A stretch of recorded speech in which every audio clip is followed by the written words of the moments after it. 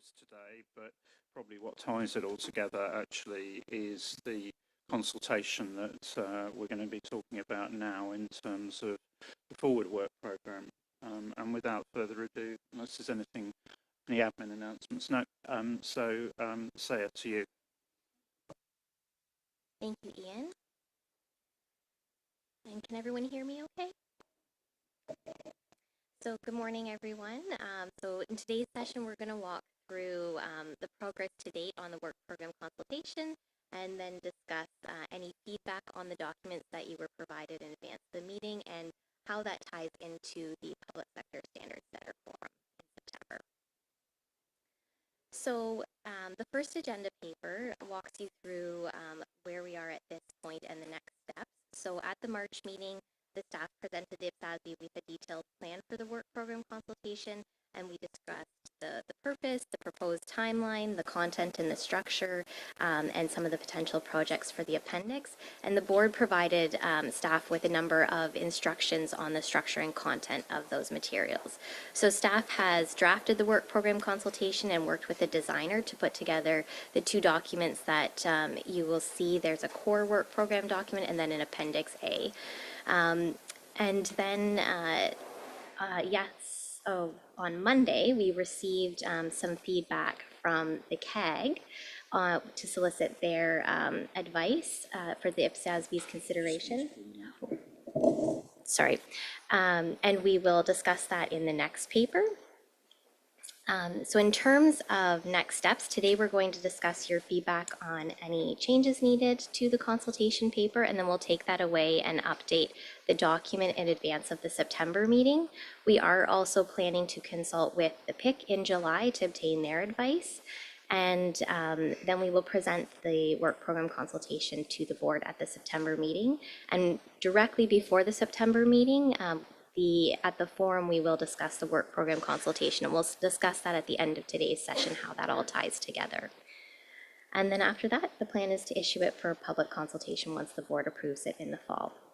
So I'll turn it back to the chair to see if there's any comments on that. Okay, thanks for that introduction. And maybe I might just ask Fabienne, in terms of the discussion that the CAG had the other day.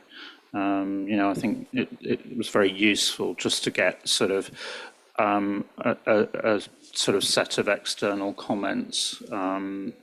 So Fabienne, to you. Thank you, Jan. Actually, yes, CAG members strongly supported the open format of the consultation, and given the approach retained, they encouraged the board to provide feedback to stakeholders on the process for the final decision in selecting the project. CAG members also suggested some changes to the work program consultation document to ensure the board receives high quality information from respondents.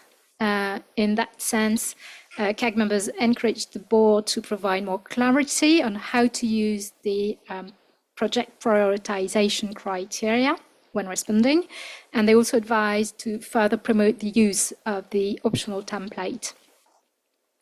With respect to the list of projects, potential projects, given the maturity of the suite of standards and the importance of implementation activities in various jurisdictions, some CAG members suggested that post-implementation review projects should be a high priority. Other members listed specific topics related to the IT landscape, such as cloud computing and the blockchain. And also some members mentioned consolidation as a topic to work on, more specifically around the concept of control. That's it from me. Thank you. Thanks, Fabienne. Some useful pointers there in terms of just really making it clear how we want people to use the document and to respond to it. So, Saya, to you. Thank you, Ian. So, as I mentioned, at the March meeting, the board did provide a number of specific instructions to staff on how to structure the document and the content of the document. So I've put that together into the draft that you've seen. And paragraph 7, the table in paragraph 7 in the paper walks through each of the specific instructions and how they are reflected in the document. I won't go through that in detail right now. The board also instructed the staff to analyze feedback from national standard setters on the adoption of RPG1 and RPG3 in the context of whether to include them as potential sustainability projects in the Appendix A for the sustainability reporting projects. And staff did do that survey of national standard setters. And based on the feedback that we received in terms of the use of RPGs currently, none of the jurisdictions that responded had formally adopted RPG1 or RPG3 as issued. Some jurisdictions are not applying the RPGs because they're very early in their adoption process and it's not a priority for them at this time. Some jurisdictions have jurisdictional specific guidance, which prescribes requirements that are very similar to RPG1 and RPG3, so they are following that jurisdictional specific guidance instead. And some jurisdictions are providing reporting that essentially complies with or significantly implements the guidance in RPG1 and RPG3 without having formally adopted the RPGs. Based on the feedback, it did not appear that the existing non-authoritative RPGs in the IPSAS handbook as issued are being applied voluntarily widely in practice. So as a result, the staff do recommend including a sustainability reporting project on each of those in the list of potential sustainability reporting projects, obviously subject to the discussions on sustainability that we've had yesterday. And as Fabienne noted, the CAG did provide some very valuable feedback on some additional some additional ways to improve the instructions for respondents and promote the use of the optional template, provide some more clarity on the how to use the project prioritization criteria. So staff will include that in the document as appropriate. And obviously there will also need to be some changes made to the document to reflect the decisions that have been made throughout the week on other projects, as I mentioned, sustainability and measurement. And I think that's it for me at this point, so I'd like to turn it back to the chair. Okay, so maybe at this point just open up for any general comments or reflections from members, and then I think we might just have a quick walk through the document to pick up anything. Obviously, as per usual, you know, editorials offline to say please, but just pick up any general reflections on you know, the shape of the document or anything that you took away from the CAG discussion. I think you were first, Karen, and then Andrew, and then Mike. So just some opening general remarks rather than points of detail. I have to say, this document is so much better than what we looked at the March meeting. So I really want to commend staff for taking that away and producing something that I think is going to be really helpful in getting feedback. At a general nature, though, I'm kind of interested. I know you mentioned what we've talked about this week in terms of discussion. I do think we need to maybe talk about that a bit more in terms of how we intend to reflect that, because I think there's a bit of a challenge around an open consultation that says, tell us what your priorities are, versus some of the things that we've talked about this week. And in a couple of instances, the word has been used as pre-committed and so on. So I think I'm kind of interested in how we're going to triangulate that, or do we just recognise that, you know, the board has got some things that it has previously said that it was going to do, and some of those go way back, but we're really interested in understanding what the priorities are, and whether there are things that we have talked about this week that would kind of trump the open consultation approach that we have talked about. So I kind of like to get my head around that, because otherwise I think we might risk staff going away and acting on that and then it not being quite in line with what we were expecting at the next meeting. So I think that would be useful to tease out a bit more. Thanks, Karen. I mean, we know there is an outstanding question about how we want to move forward with IPSAS 31. And I think that's going to be something that needs to be taken offline in the discussion, the plan discussion with members, because we know we've got some choices there. And to your point on that, there is, coming out of the previous mid-period work programme review, I think, a pre-commitment there. So we ought to be clear if that's the way that that goes forward.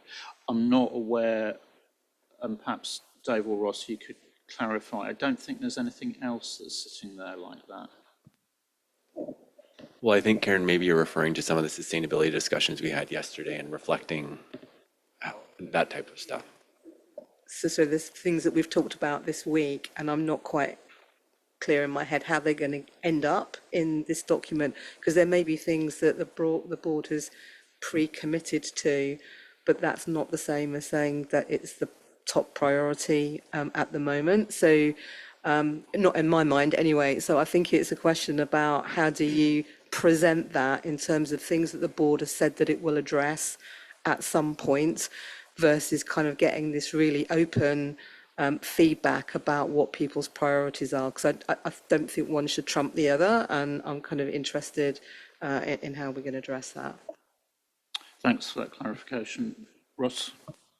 Yeah, thanks, Karen. I think that's a good steer, because there are areas where we've indicated commitments, but we haven't launched the projects. So, and the main one being the limited scope project on intangibles, where we've done started a portion of it on measurement. There were other things that were meant to be considered, and we committed to doing research on S1 and on the natural resources non-financial reporting continuation in that space. And we did a little bit of that while we were out for consultation, but we haven't done the full gamut of research yet. So beyond that, we have no other commitments that we've put in stone that aren't. PPPs? Well, that's a project. That's not a commitment. Well, I think that just goes to, actually, it would be helpful if we, and it might be that actually it's as simple as actually we've got the forward programme of projects and we just, yep. So that'll be updated on the work program, clearly, because that's on our work program now. It's one project with the decision to go to one standard. And we'll talk about this on Friday in the session on that. That should be shown on our work program as 2 phases now. So completion of own operations, and then move into the second phase of finishing the exposure. Yep. So we are presuming that that is more important than doing something else. So I'm not disagreeing that it's a project that we need to do, but there has been this debate about, do you do an S1 equivalent first? So yes, it's a project, but when we're prioritising, as we know, finite resources, do we not want to get the input about what our constituents think is most important first, to then inform the decisions that the board takes about which projects come next? I think that's what's in my mind. I don't think it was a simple, I think there were a variety of views expressed yesterday. Ross? I agree with that, and we can ask that question in the work program consultation. No problem with that, but we have to update our work program at the end of this meeting for where we are. We've got 96 responses from constituents on what we proposed on that. I don't think we can just, ignore that based on the decision and not reflect what the board's been working on the work program. So. I also think I heard a variety of views, because I heard some people saying, well, actually, maybe we need to widen that. But I heard others saying, actually, we need to go ahead and we need to finish that because our constituents have actually said, and as to Ross's point, we've already got feedback on that. It's a live project. I think that's where the board might do further research and then decide based on, but I think we need to get that over, that subject to anything that comes up, actually, that is a live project that the board has committed to. And that's just, it's a phase 2 rather than a kind of reopen it totally and go back to square one. Karen? So I'm not necessarily trying to reopen here, and what I'm seeking is clarity, so that when we go out and say, tell us what what your priorities are, we're really clear on what the landscape looks like, so that we don't set expectations in the wrong way. So I think we need to be really clear in here about what is already on the table, and what possibly could be on the table. Okay, thanks. Andrew, then Mike, then Angela. Thanks. So similar concerns to Karen. I do think the landscape has changed quite a bit, and I think we do need to update the document more based on the discussions we've had here, and to make that crystal clear to people that they understand where we are, where we're going, that they can respond on this. I did have a lot of reflections on the CAG consults coming through in terms of the level of detail that we actually put in here in terms of the list, all these pre-committed projects when it comes through to it. So, a lot of the CAG members did say, well, the priority that we've got in there at the moment, is that still the priority? And are we not sort of leading respondents by giving them a priority list, or how it's currently responded? And that may have changed.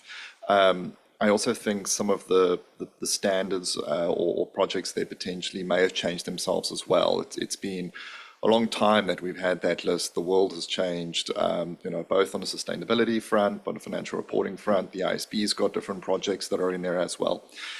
And so I did sort of hear a couple of CAG members going and saying, well, is it not more appropriate to go with a more open consult than sort of this guided consult?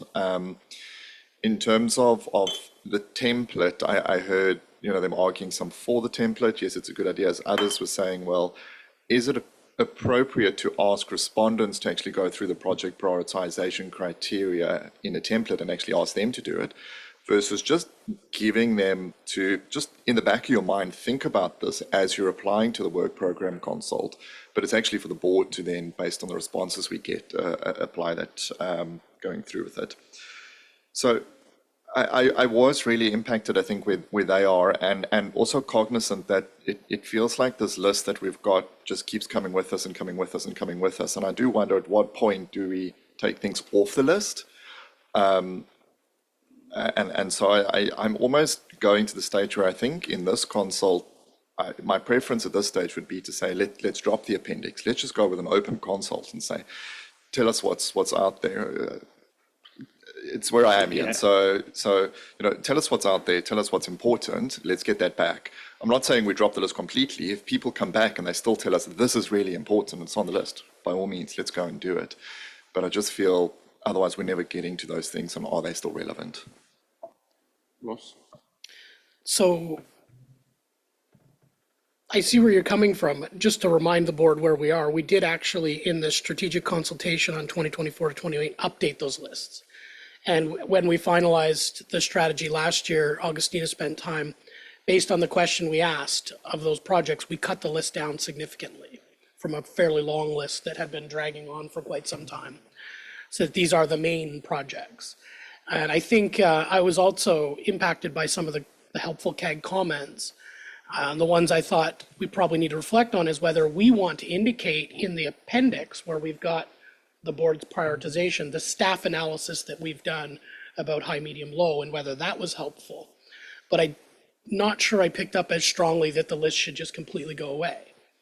And there was, as you said, varying views on whether or not we should ask the constituents to use the project prioritization criteria, whether that was helpful.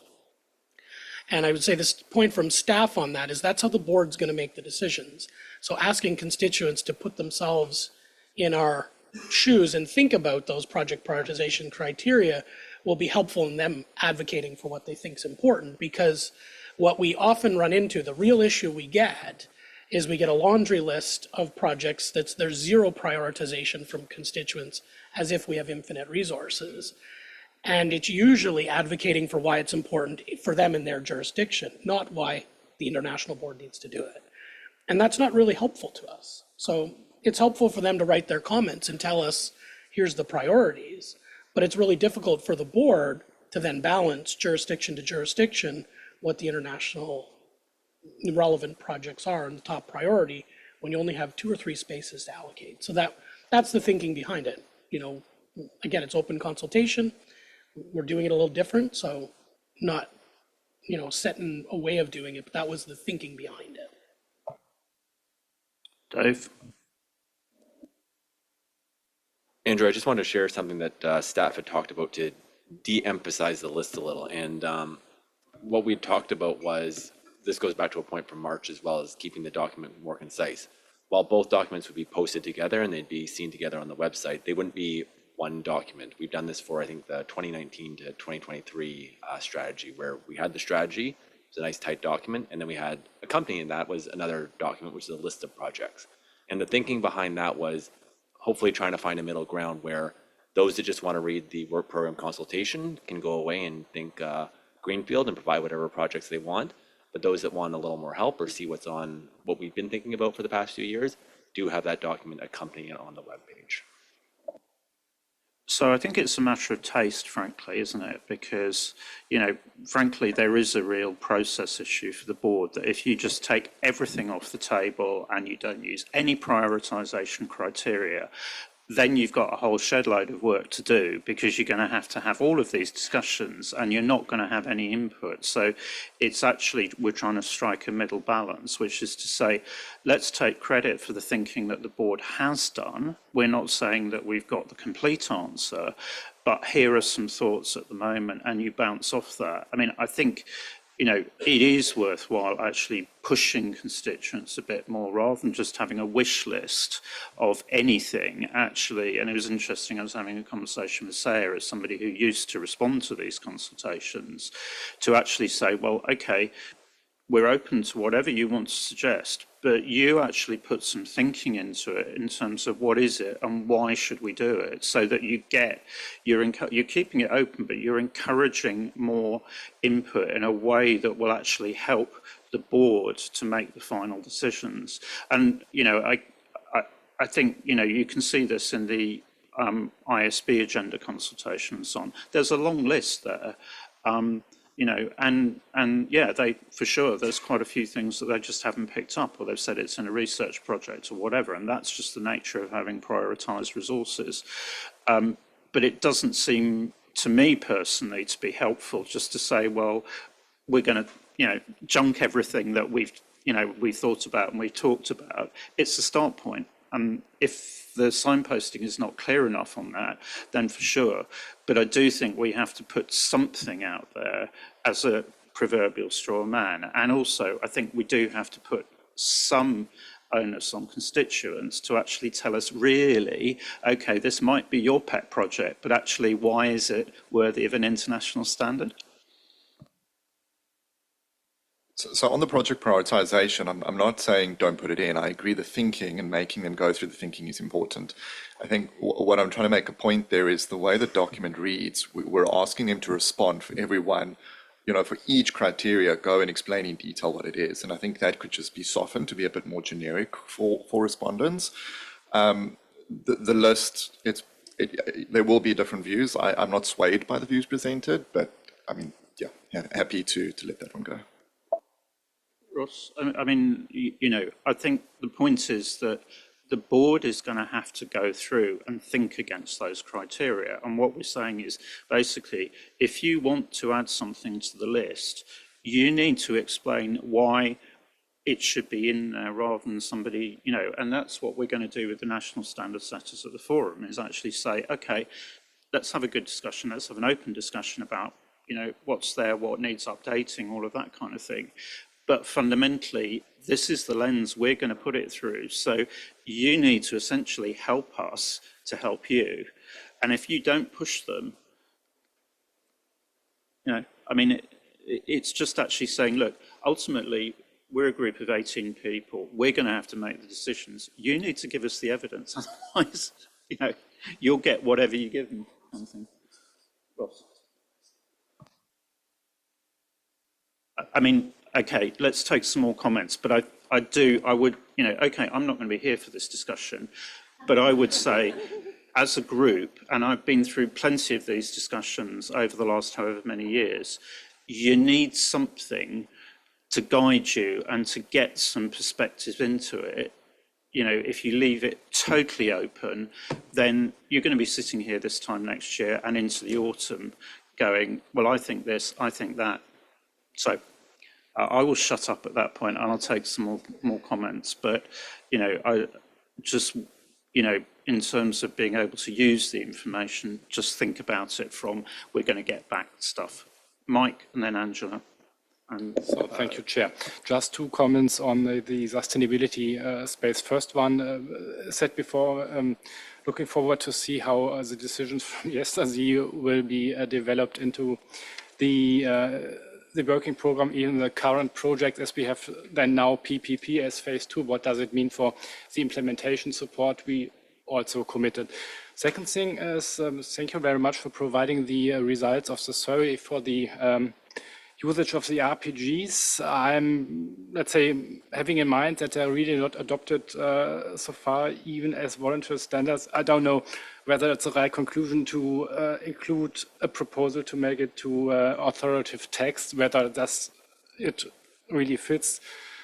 And having lots of alternatives for sustainability-related project work, I can understand to let them in just to our constituents that confirm the thinking of the survey. Yeah, that's okay. But what I really think is not a good signal to the sorting in the proposal. I know that they are not sorted in the list of projects due to the significancy or urgency. And therefore, I would propose not to put it in the first and second row, to put it somewhere beyond. Yeah, it's just type of signaling. Thank you. Okay, I'll just carry on taking comments. Angela, and then Scott, and then Renee. Thanks, Chair, and thank you, Saya, for reflecting a lot of the feedback from last time. That was really helpful. 2 points. The discussions this week has reminded me how much uncertainty and how many unknowns there are in our work, and we've introduced a new application group.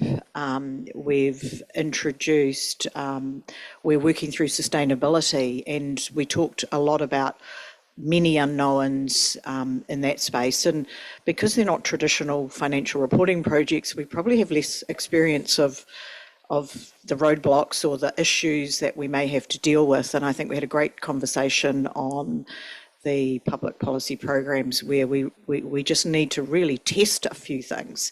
And the testing of things in projects that are quite unknown, even in the private sector, means the testing might take longer, but that might mean we could move faster at the back end if we spend more time really understanding the objective. So if I was listening to the session this week as a constituent, I find that the document might not really reflect the caveats and the resource constraint.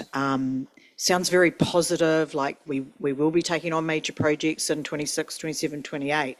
And I wondered whether up front we should just remind people of the environment that we're in and some of the uncertainty. And we have limited resource. And you know, I'm conscious that our funding for sustainability is a fixed funding. We would call it a fiscal cliff in our jurisdiction, but it means that it's not forever. So in a way that just reminds constituents that the priority is so important. My second point is on the list. I'm kind of in two minds. On the one hand, I can see the advantages of being quite open.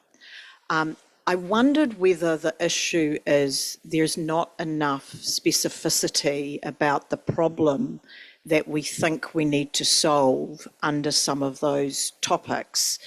Some of them, when I read them, I was unsure what the problem was that we or our constituents have perceived in the past. So we'll get to the projects, but for example, we've had it may be a sort of context along the lines of we've had this standard for a very long time.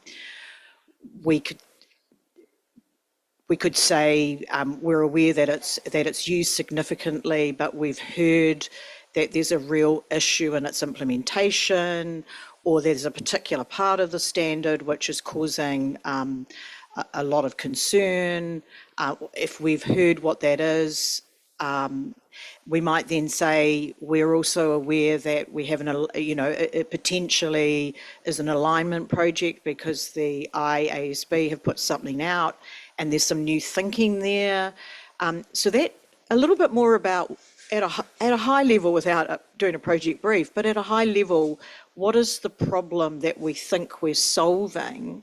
And then I think that will help constituents work out its priority. So if someone said to me, we've got a standard, it works broadly okay, but IASB has got some new thinking in this area, and this could be of interest to the public sector. As a constituent, I kind of know, is this an alignment project with a little bit of benefit, or is this actually going to bring new thinking and a new way of accounting for something? So I think for me, more specificity about what we think the problem is. And we may have to be honest. I remember Scott said the other day, sometimes we have to say what we know and what we don't know.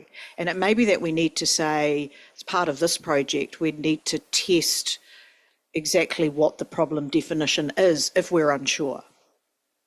And that might just help provide a little bit more in terms of the CAG saying, how do you, it's not so much the priority categories, it's how do I apply them to a better context. And I'm conscious that it may be the same list since the strategy, but we have moved on a bit, so we should be able to say a little bit more about what we think is the issue with a particular project that's been on the list for a long time.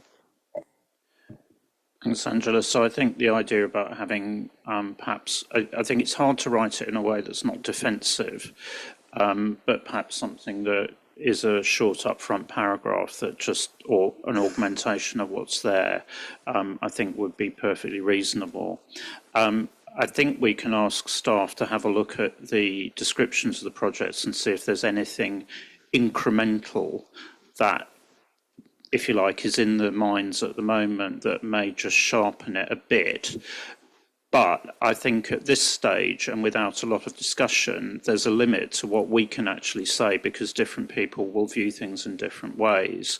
And one of the things that we have done in recent years is actually to spend a lot more time on the project brief stage deliberately, because that allows us to actually talk to people and bring in different perspectives. So I think it may be possible to add an additional question that says, if you are supportive of a particular project, are there any additional comments that you think the board needs to take into account in scoping that project? So I think that's a way of actually just striking the balance, because frankly, we don't have limitless amounts of time to sit there and go through, and we will all have different perspectives on what a project might comprise. So I think unless there's anything that staff, immediately has come out of board discussions that can be reflected. At this stage, we're not looking to rewrite this.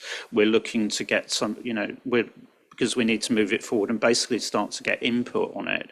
And seriously, the project brief stage is when you do actually shape it up. So, I mean, I'll take a short comeback on that, and then I'm going to go to other members.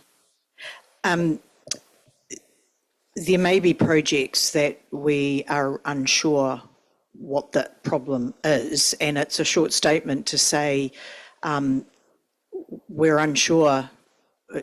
I mean, if we're unsure about why something's on a list and it's just there for a topic, surely we could just say we will need to do further scoping. I mean, it's been clear about what we know and what we don't know. I mean, I don't know why some of those things are on the list, genuinely.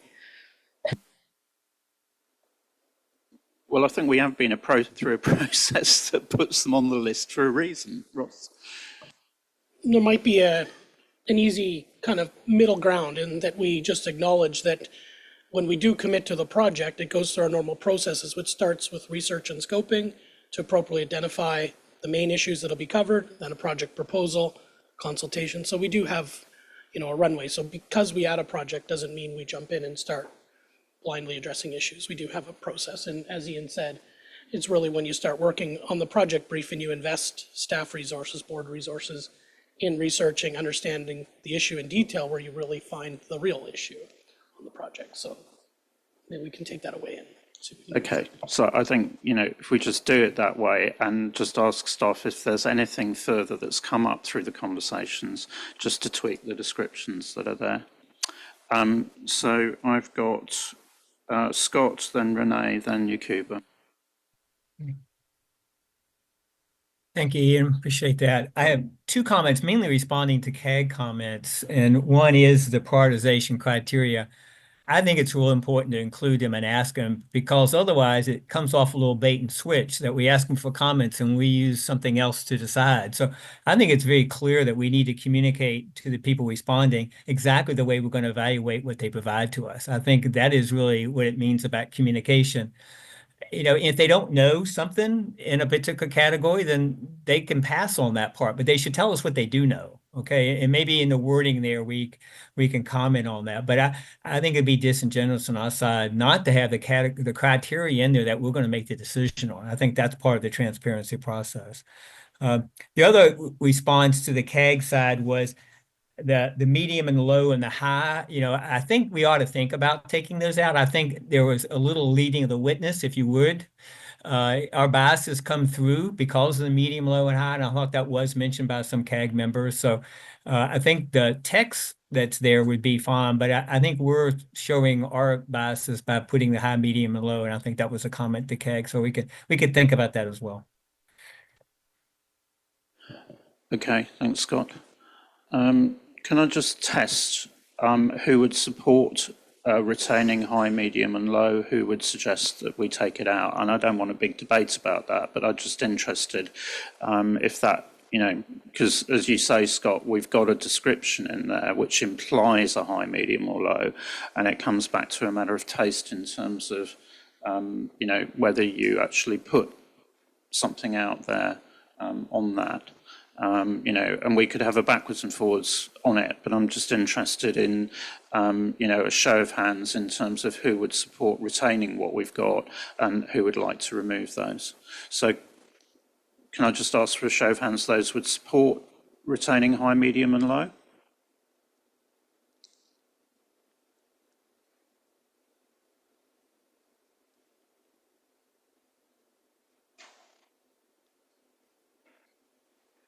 counting 12 hands for retain. Okay, so I think we go with retaining for now. Okay, so then I've got Renee next and then Yakuba. Yes, thank you. Coming in on the balance, I think that there is a good balance between keeping it open and keeping the list. I see a lot of value in providing a list. I think it makes it easier for people to understand our thinking process. That list arises from a lot of work and thinking we've done from prior sessions. We've reflected it in our strategy. It's the current starting point of our future thinking. I find that respondents would be left a bit of in the dark, and I would find myself, if I would respond, going and trying to fish for that information from prior documents. I think we're just being useful here. We're not. I don't personally think we're trying to direct them in a direction. We're trying to give them more information. I take Dave's point that it is a separate document. If people don't want to look at it, they don't have to. It's additional. So I am very comfortable with the list and I support it. I have a question. When we say on page 5 that there is room for 3 additional major projects, I guess we need to do the thinking in how the statement will be impacted, because I think with the PPP phase of our climate disclosure project, it's probably going to eat more time. So I'm curious if we already have a perspective on that. The other thing that I'd like to reflect a bit more explicitly, we're doing it under the IFRS S1 project. We are signaling that there may be an interaction with, in RPG1, we signal that there may be an interaction with IFRS S1. We've done some preliminary thinking on that already. If we can add the same comment under the IFRS S1, that there may be an interaction with RPG1. It's just to clean up and just to reflect that those two might have some interaction, just to clean it up. And that's it for now. Thank you. Thanks, Renee. So it's probably, I think that probably sort of picks up on some of maybe Karen's points in terms of, I think, just caveating slightly the point in terms of being able to pick up additional projects, because the trouble in all of this is it all interacts with everything, and so unless you give people something, some idea, albeit caveated, then nobody knows at all, you know, what we might do. So I agree with you. I think we've got to make that clear, and it certainly seems right that we should, you know, make sure that we've been symmetric in terms of the S1 point. Yakuba, next. Thank you, Chair. Mine is a clarification question. I noticed that there is a survey on RPG 1 and 3, and it is stated that the result will be discussed during board future meeting. In meantime, the staff is recommending inclusion into projects. So I would just like to clarify the way we will act on that. Can I get comments from the staff? I mean, the point was not just specifically on RPG 1 and 3, because if you remember where it came from was that we needed some input in terms of PIRs. So the RPG 1 and 3 is obviously relevant in terms of this discussion, but it was also just a kind of informal survey to find out who was using which standards, if they were, where were they needing to apply them, or where were they getting problems in practice. So I don't know, Say, if you want to pick that up. Yes, so the survey that we did was primarily to get feedback on PIRs, and so that results of the PIR questions in the survey are going to come to a future meeting, but there was one additional question that the board asked to be added on just as to whether people were using RPG 1 or RPG 3 right now in practice and voluntarily applying them. And so that's what the discussion in the paper is, just saying based on what our feedback, there's not widespread adoption of them at this time, so including them as sustainability reporting projects in that list seemed appropriate. I mean, we may just need to qualify the way in which it's referred to, because it's not a comprehensive or representative survey. It was actually just management information for the board. And it's the first time that we've actually asked that question in any way in terms of what's actually going on out there in terms of the problems that people are finding and how they're using the standards. So it is high, you know, it's qualified, but it's just some useful input. Karen, you want to come back in?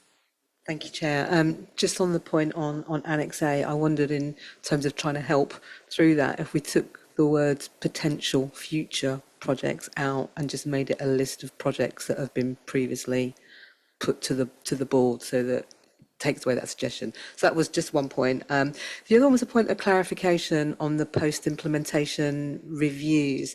So I guess I probably was looking for the words around people not adopting a standard for whatever reason, and calling out those particular words, because it might be worth doing a PIR if people have deliberately chosen not to adopt a standard.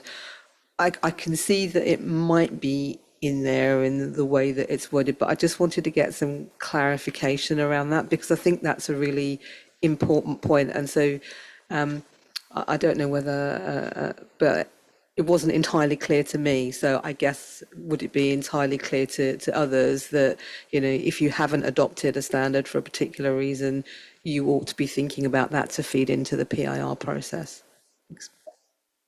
Thanks, Karen. I think that's a very good point. I mean, that is exactly the sort of information we should be. And as you say, I think that was the value of the, for example, the CAG discussion was actually getting fresh pairs of eyes on this in terms of what sprang to their minds in terms of reading it. So thanks. Patricia. Thank you. I have the same concern as René because RPG 1 and RPG 3 is related to sustainability disclosure. And I ask about the prioritization, and if the constituent established as a priority the RPG 1, for example, and then I understand no, but S1 is the need for S1 is higher, and then I say what I decide. I think we need to better elaborate the relationship among RPG1, RPG3, S1, and PPP. I think that we need to indicate the actual stage of discussion about this set of potential project. The other point that I agree with it's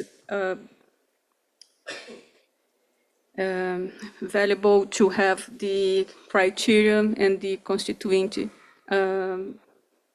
think in the same way, but sometimes I think, for example, prevalence is so hard to the constituent to indicate if it's prevalent or not in the other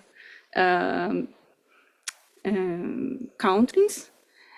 And also, I think sometimes prevalence is analyzed based on countries, sometimes based on entities. And I think you need to understand the prevalence considering the entities that the kind of transaction situation happen. For example, when I analyze about the disclosure of tax expenditures, and then I say prevalence low, limit to tax collect entities, but the tax collect entities are limited. No, not all entities are responsible to collect. Normally, and sometimes it's centralized, but there is no considering the entities that are responsible for collecting, and considering the transactions in some countries, maybe it's prevalent, but I considering the entities in relation to all entities in the public sector, maybe my conclusion is not appropriate. And I think we need to explain better what prevalence is in the context of the this type of analysis. Thank you. So maybe on the first question on the link between the RPGs and S1, staff view, we haven't had a deep debate on this at the board, but my view, if the board's going to take S1 on, which I expect at some point it would, in the research and scoping, we would need to consider the relationship with RPG 1 and 3 and whether principles from those standards should be integrated and considered in there. I think because there's a sustainability link and that's the general sustainability standard, I think that's part of research and scoping and understanding the link. We haven't done the work yet to do that. So we can add, a little bit on that. We don't want to get too deep, but I think considering the link to the RPGs that exist today and whether they would be suitable or not under that project or as sustainability projects is something we could do once we get into that. But it will need some thinking, staff and board. We haven't done that thinking yet. And I do think there's a link there based on my own reading of them and consideration, but it's not a small undertaking. So if you're okay with that, that is a small modification we could make to indicate what we do and help out with that kind of open-ended what to do with them. On your points on the analysis in the appendix, if you have some thoughts you want to send through to us in detail, we'll have a look at them. But I don't think we want to get into a debate project by project on whether we agree with how it's analyzed right now.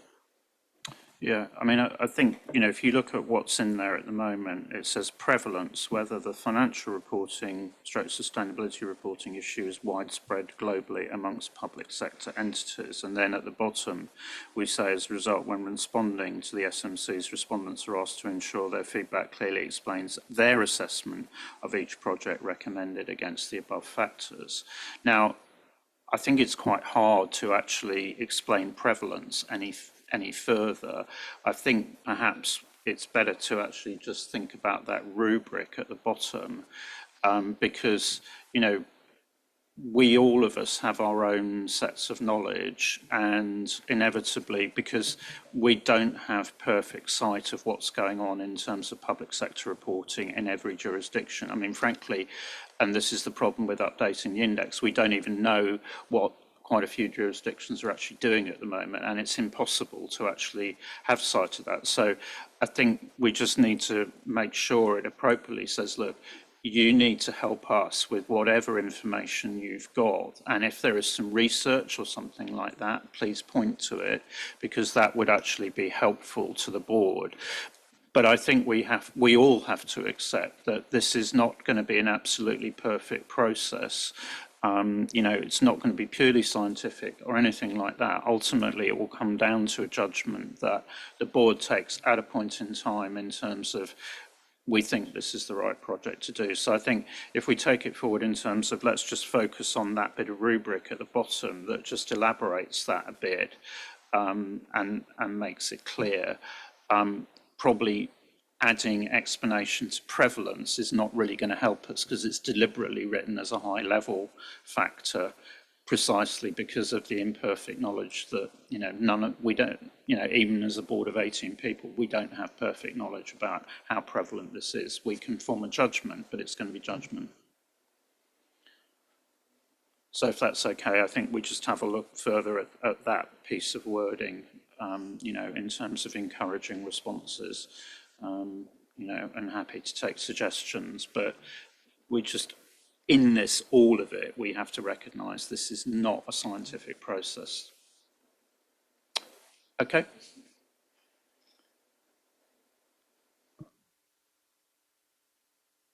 I agree. I think only to indicate for the constituent the best knowledge that they have and to share, because sometimes in the prevalence I can give you information about this, but no, give me the best information that you have. I think only include this message in the, yes, and I agree, it's not a scientific research. I agree. Thanks, absolutely. Patricia. So we'll work on that, because I think that genuinely, if you're aware of research in an area that will assist the board, then that's great. That's what we need. So yeah, we'll work on that.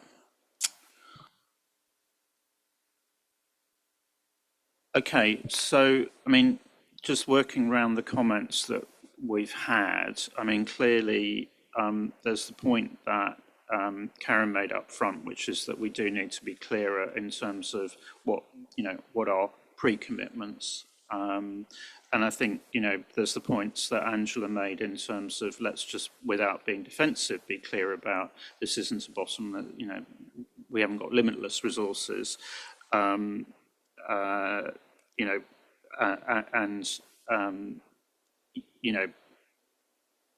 We need something that just helps people understand that there will be a scoping process that goes into the project brief. If there are some updates on the project descriptions based on, the debates that staff have heard in the board and so on, then I think, make those tweaks. But I'm not hearing support for completely taking the frame off this and junking the list of projects. So I think in terms of shaping it going forwards, clearly, if there's any more signposting we can do on where the projects come from, fine. But otherwise, I think what I'm sensing is we keep the list of projects, but make it very clear, this is just where we've got to at the moment. And we agreed that we would keep the high, medium and low attributions. But again, it just comes into that rubric of we've done some preliminary thinking. It's not fully formed at this stage, but here's something to go at, and that really is effectively where we've got to. Karen. So for my benefit, so in terms of the analysis that's been done, is it, I think going to Angela's point about our understanding of actually the problem being solved, is this indicative analysis, or are we kind of fully formed in our thinking? Because I think that's probably what's in my mind and why I didn't vote for the high, medium, low. I'm happy with the words that are in there, but you know, are we kind of prepared to pin our colours to the mast in that analysis based on what we know about the problem? So that was kind of why I didn't stick my hand up for that, because that was a concern that I had. But maybe if we say, you know, indicative analysis, it gives us room for, if there's further information, to change that assessment, so that we're not stuck with a high, medium, low when additional information would lead us to a different conclusion. Ross? Yeah, I think that's a good way to put it. Like, it is our indicative analysis at this point in time, and you know, when we learn more, as the board always do, we'll have to reassess, and the consultation will be an eye-opener on what constituents think and help us on that, as we know, because probably we should actually put a response in, you know, or something in there that says basically, if you support a project, and you think there's additional information, you know, give us additional information you think would be relevant in developing the you know, the scope and writing the project brief. That seems to me to be a useful prompt to put in, because it is soliciting that additional information, and it kind of goes with the point that Patricia was making. You know, so I think it goes with, we're open to all useful information, contextual information, and if we do make sure that it's indicative, then that probably balances it correctly. You know, and it is why we've enhanced the project brief process, because what used to happen in the past is we go, great, we voted for a project, right, dive straight in and standard set, whereas actually we have actually, you know, looked at different ways forward, and for example, navigating IPSAS was a classic example of, we looked at that at the project brief stage and we said, actually, this doesn't work, and actually we're going to go a different route. Okay. Any other points of principle then, in terms of discussion?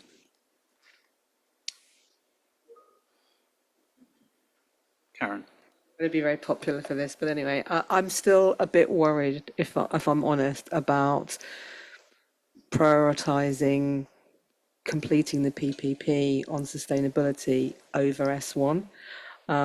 They both need to be done, but in my mind, an S1 type standard might inform what goes into PPP, and I'm just a bit concerned that we kind of go down a road without that. So I just want to flag that. I mean, I understand the discussion that we've had, and I don't disagree that the PPP is a project. It clearly is a project that we've committed to do, and I don't have a problem with that at all. I guess what's in my mind is having room to think about whether we should do the S1 first. So I just want to put that on the table as a concern that's in my mind about the order in which we do things, rather than our commitment to do the things. So I just wanted to flag that. I think we just have to make sure that there is appropriate drafting in relation to S1. There's also a fact that, you know, the board's going to have to do quite a lot of an analysis around the responses that have come in on PPPs, And so there's a range of possible ways forward, because you might say, well, okay, we can't do this without doing S1. Or you might say, actually, and I think this was sort of some of the sense of yesterday, actually, we need to go ahead and complete this, and we've got sufficient information to do it and to come out with a standard. And yes, if that comes back later, you know, when we've done an S1 that we need to update, that's fine. So I think if we just make sure that, you know, there is in what we've got, yes, we need to reflect on this, but there's a fine balance to be struck, because again, yesterday, what I was hearing from the board was concerned that we were kicking PPPs into the long grass. So, you know, you can't have it all ways. I think, you know, so there may be just some subtle drafting that will get over your point. And I think if there is something you'd like to suggest, that's fine. But we're on a fairly, you know, it's finely balanced, you know, because fundamentally with projects, once we've actually gone out to consultation, then you can respond to the comments that members, you know, constituents have made. But if you totally rethink, then you are, you know, you're probably right back to there's a new project brief here, you know, and you've automatically added several years onto the project. So, Ross? Yeah, you kind of touched on it. I think the one concern I would have, and we'd have to be pretty careful on the wording, is that we don't indicate that we're going to ignore our own due process because of a preference on what we might do in the future around the board. Because we do have support to take public policy programs forward in our exposure draft, where we have 96 comments that we haven't discussed in detail. And due process says that those comments will be discussed at a public meeting. So if those comments said, you should do S1 before you do public policy programs and help the board get there, or the board looked into the two issues and thought that they should run side by side after we get that, they can do that. But saying that today is an awkward position for me to be in from a due process perspective, and I wouldn't support that. So I think we have to be very careful on this, because that's why we have due process, that we actually respond to what constituents say, not what staff want to do or a particular view around the board that's not informed by what constituents say. So I do think we need to be careful on this one. Thanks, Ross. Renee, I don't want to get into a redeliberation of yesterday about PPPs, because I think we had that discussion. No, I think I want to reinforce what Russ said. I firmly believe that it is a project that is ongoing. We have a lot of feedback on it, a lot of support for it. It's clearly a priority, and to me, nothing has changed. There is a level of discomfort with going ahead with climate as a priority versus S1. And we've lived that discomfort, but we've accepted that this was our direction. PPP is also a public sector. That's the public sector specific angle on climate disclosure. And to suggest that we would kick it down the road because it might turn into a new project, because we might need a new project brief, all these reasons, I fully support. Just reflecting in the I think it's not articulated right now. We need to articulate that this is a new event, a new decision we just made, but I'm fully supporting continuing with it. Thanks. Okay, well, you know, we will find, you know, some words that balance that, but I think that exchange has just illustrated quite how finely balanced this actually is. Okay, mindful of time, I'm going to get Saya just to finish off in terms of the input to the standard assessment form. Thanks, Ian. So just very quickly, you have some notes in your document about the standard setter form. You're going to discuss it in more detail tomorrow, but just in terms of how the work program ties into it, the form is 3 days. There's a welcome reception on the Sunday evening, and then Monday, the full day, we'll have a lot of discussions on discussing regional priorities. We're going to have some panel discussions with the national standard setters, some presentations highlighting regional priorities, and some regional breakouts. And part of the discussion there will be focusing on developing the future work program and hearing what the priorities are from those regions and from those standard setters. And then Tuesday, the feedback that was discussed will be shared with the board, and the board will have the opportunity to ask questions, and those who attended will be able to listen to the board's discussion on that. And that will be the morning of Tuesday, and then in the afternoon, we'll move right into the board's regular meeting. But really, at the forum, we just want to hear from national standard setters what their thinking is around priorities. Part of that feedback may enhance what we're doing with the work program document, and maybe it helps us amend some of it as appropriate. Maybe it does affect some of the projects that are on there, and we get some initial feedback from them. But the one thing that won't happen at that meeting is if there are projects suggested by the national standard setters, the board won't make a decision to take those projects on at this point in time. That's just initial feedback on the work program consultation, because it still has to go out to everyone else to provide feedback. So we will start to gather some initial information, but we won't make decisions on everything until we get all the feedback from everyone. So I think that's all I wanted to say on that one.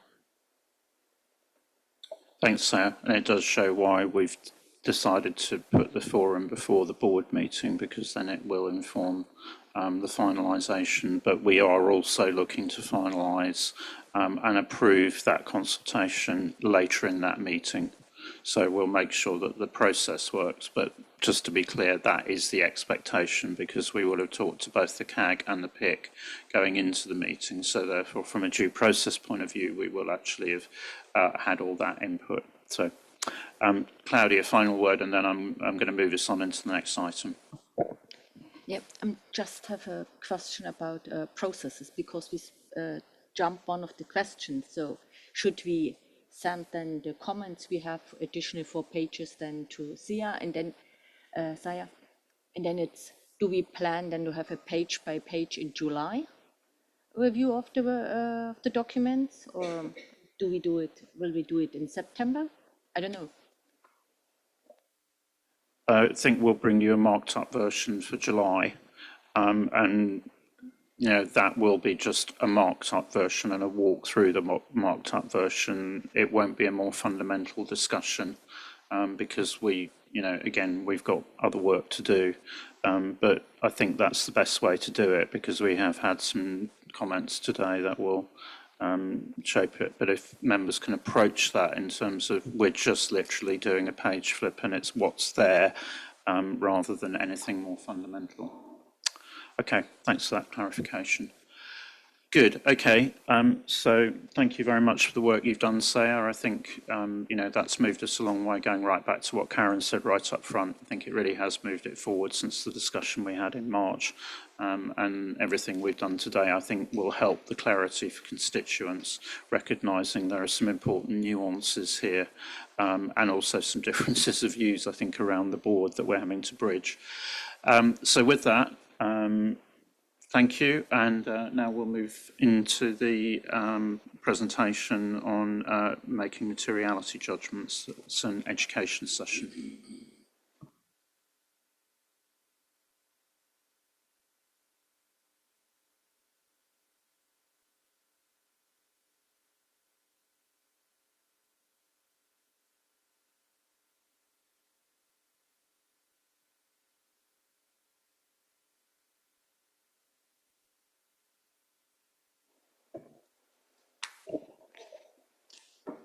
Okay, welcome to Agostina, and also particular welcome to Berit. So, Agostina. Thank you, Ian. So today we would like to discuss do an education session on the practice statement 2. Consider we're opening phase 2 of the Making Materiality project. First, I just want to say a big welcome to Berit, who is helping us today. Is another academic that decides to join the IPSASB. And I truly say I'm really lucky to be having 2 academics that are interested in topics that I'm working on, because I have enjoyed my collaboration both with Berit and Alessia there. I think that collaboration is great for the IPSASB, and I'm really thankful that I got to experience that twice in a year. So thank you for that.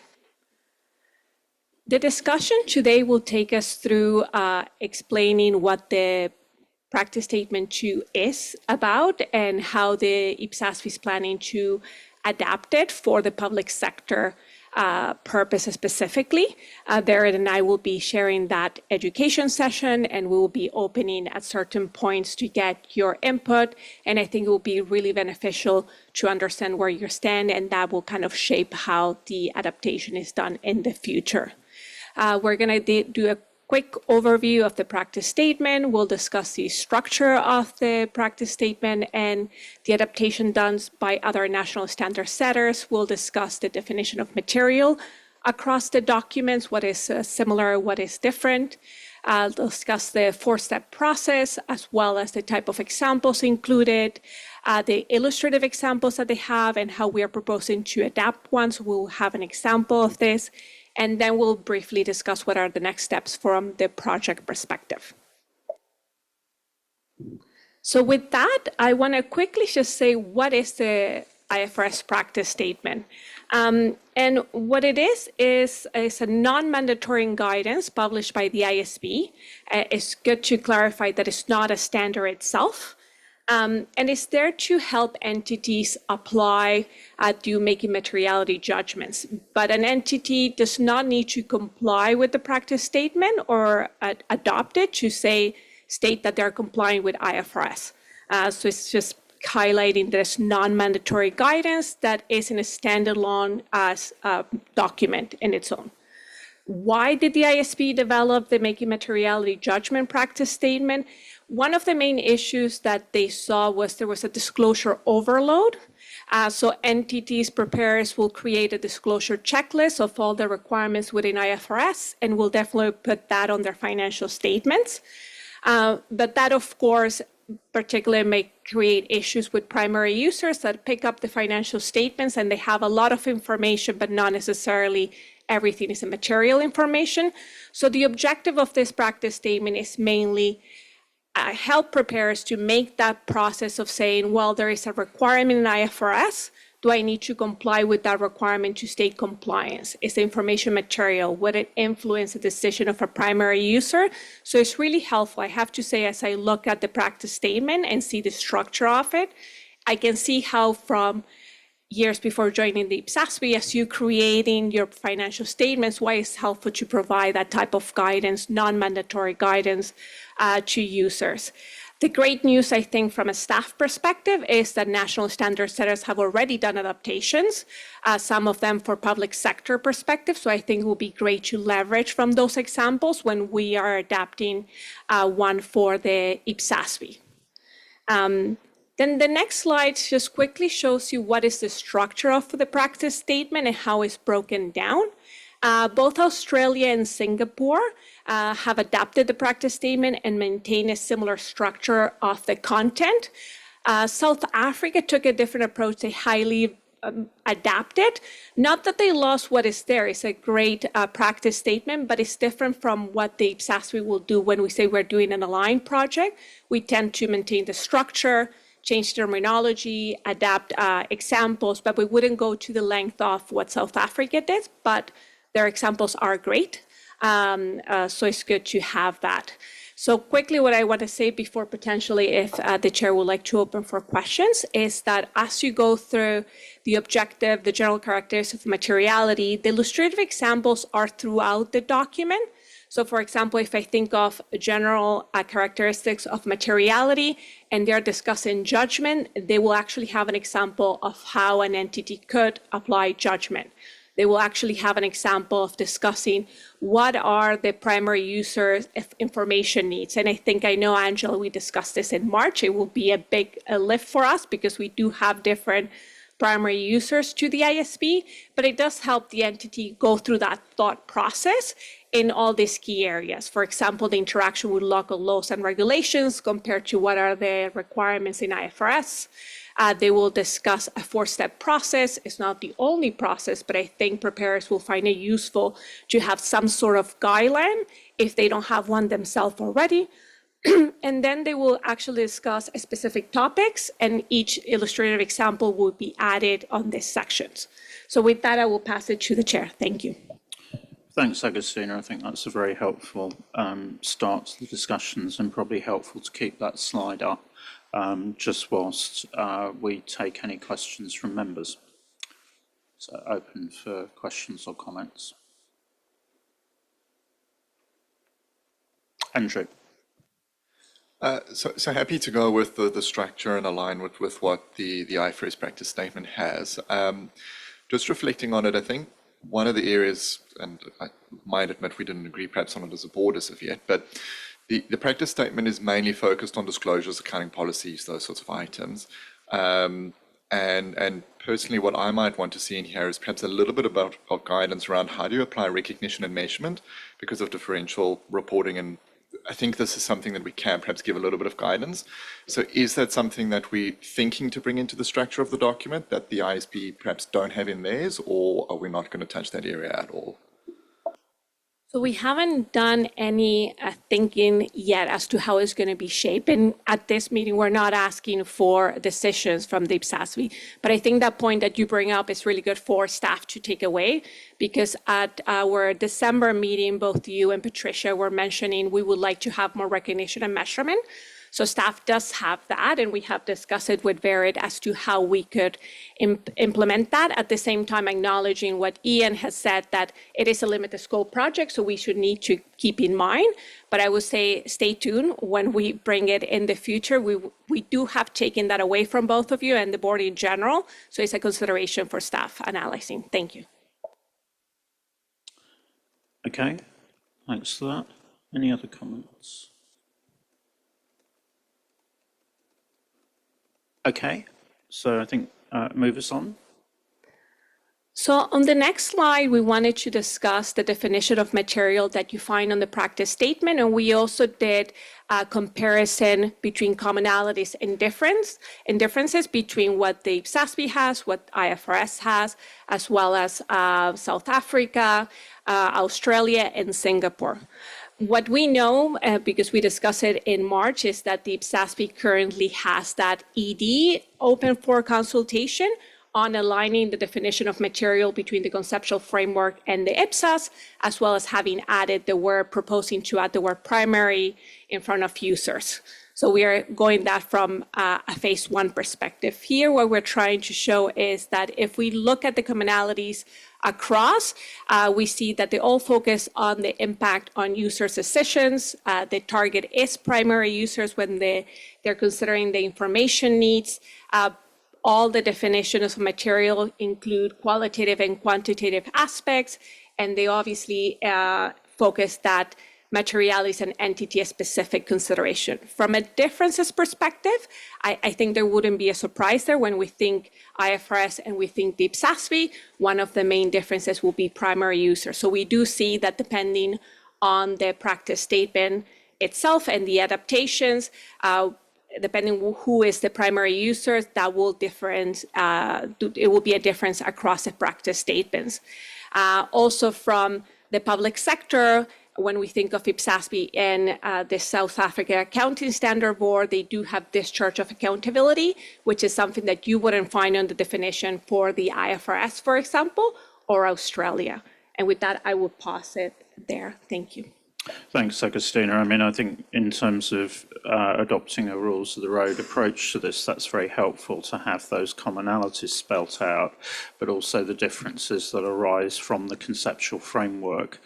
And I think that's, in terms of, if you like, kind of keeping us honest in terms of what are we doing, and actually, that's just really helpful to have those front and centre, because inevitably they will lead to some changes and some additional material, as has already been highlighted. Any observations members want to make on that analysis? Angela. Thanks, Chair. It's more of a question around are the IASB, do they have any anecdotal feedback or knowledge from preparers on the benefits they're seeing with the overall practice statement, or is there any intel around how helpful the practice statement has been. It's too early. I'm not aware, but I'm happy to see if there is some information that we can take away. I think what we know from the 2021 mid-period consultation is that our constituents do support having, and they will find it helpful. Particularly, can share my own personal experience when I go to Latin America and discuss it with general accountants there. They are looking forward to a practice statement that is adapted for the public sector, because I think one of the challenges that sometimes have, and I think this is to Andrew's point, is how do I determine if I need to comply with all the requirements on IPSAS? So I think they thought that this will help them go through those making materiality judgments at their entity level. Thank you. It was more in the private sector. I was interested to know whether it has really been advantageous in that sector. I'm aware that I think it will have a lot of benefit, but I wondered, there was a clear expectation there was a problem in the private sector, and just interested if, from an ISB perspective, if they're aware of any intel or knowledge of, has it really assisted? I think I was just kind of curious. I mean, I think the answer is no, we don't have that information. I suspect IASB don't have that. But on the other hand, actually, IPSASB has been sufficiently motivated to say we need to provide guidance. So I think, that gives you the indication that, the push we had from constituents to provide guidance still exists. And I think it's really around what our users want.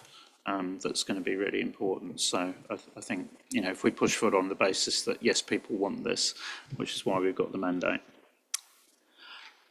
Okay, so move us forward.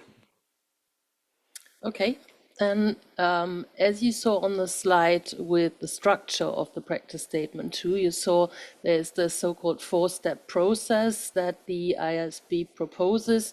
It's a systematic process in making materiality judgments, but it's only one possible way, they're saying, to assess whether information is material in regard to presentation, disclosure, recognition, and measurement. So the first step, as you can see here, is the identification of information about transactions, events, and conditions that has the potential to be material. So information that primary users need to understand for decision-making about the provision of resources to the entity. So the starting points, as you can see on the slide, is the requirements of the standards themselves, but also additional information that primary users may need to make their decisions. So the result of step one is then a set of potentially material information. And then in step two is the assessment of whether this potentially material information identified in the first step is in fact material. And information could be material either depending on the nature or the magnitude or a combination of the item. And therefore, the judgment whether information is in fact material includes quantitative as well as qualitative factors. Quantitative factors means it is the impact against the financial position, financial performance, as well as cash flows of the entity, including, for example, unrecognized items that could affect the user's perception. So, for example, contingent items. Qualitative factors are the characteristics of a transaction or event, which can be either entity-specific. For example, it involves a transaction involves a related party, or a transaction has some uncommon features or unexpected variations, or can be external, like, for example, the state of the economy or the geographical location of the entity. And the identification of materiality is an interaction of those two factors, so quantitative and qualitative factors. And there's no hierarchy really, so the practice statement 2 proposes to maybe start with quantitative factors. If you then see, okay, a transaction is material based on quantitative factors, you don't have to check qualitative factors as well. But if you come to the result that it is not material from a quantitative perspective, you will need to check qualitative factors as well. Third step is then the clear organization of material information, for example, to emphasize material matters or to provide information in a format that is appropriate for its type, like in a tabular or a narrative format. Also to avoid and minimize duplication of information in different parts of the financial statements, and to ensure, for example, that material information is not obscured by immaterial information. That's the disclosure point. Last step is then the review of the draft financial statements to ensure that all material information is included. So to check whether additional information needs to be provided or less or greater aggregation needs to be applied, and if the information in financial statements needs to be reorganized. So the output of step 4 is then the final financial statements if you don't come to the result that a reperformance of the assessment in step 2 needs to be done. On this list, and this also refers to Andrew's point, you can see... Sorry, Barry, I was just thinking, can we just go Sorry. back to that slide? I just want to pause and just, I think it's a really important overview. Are there any questions about that process?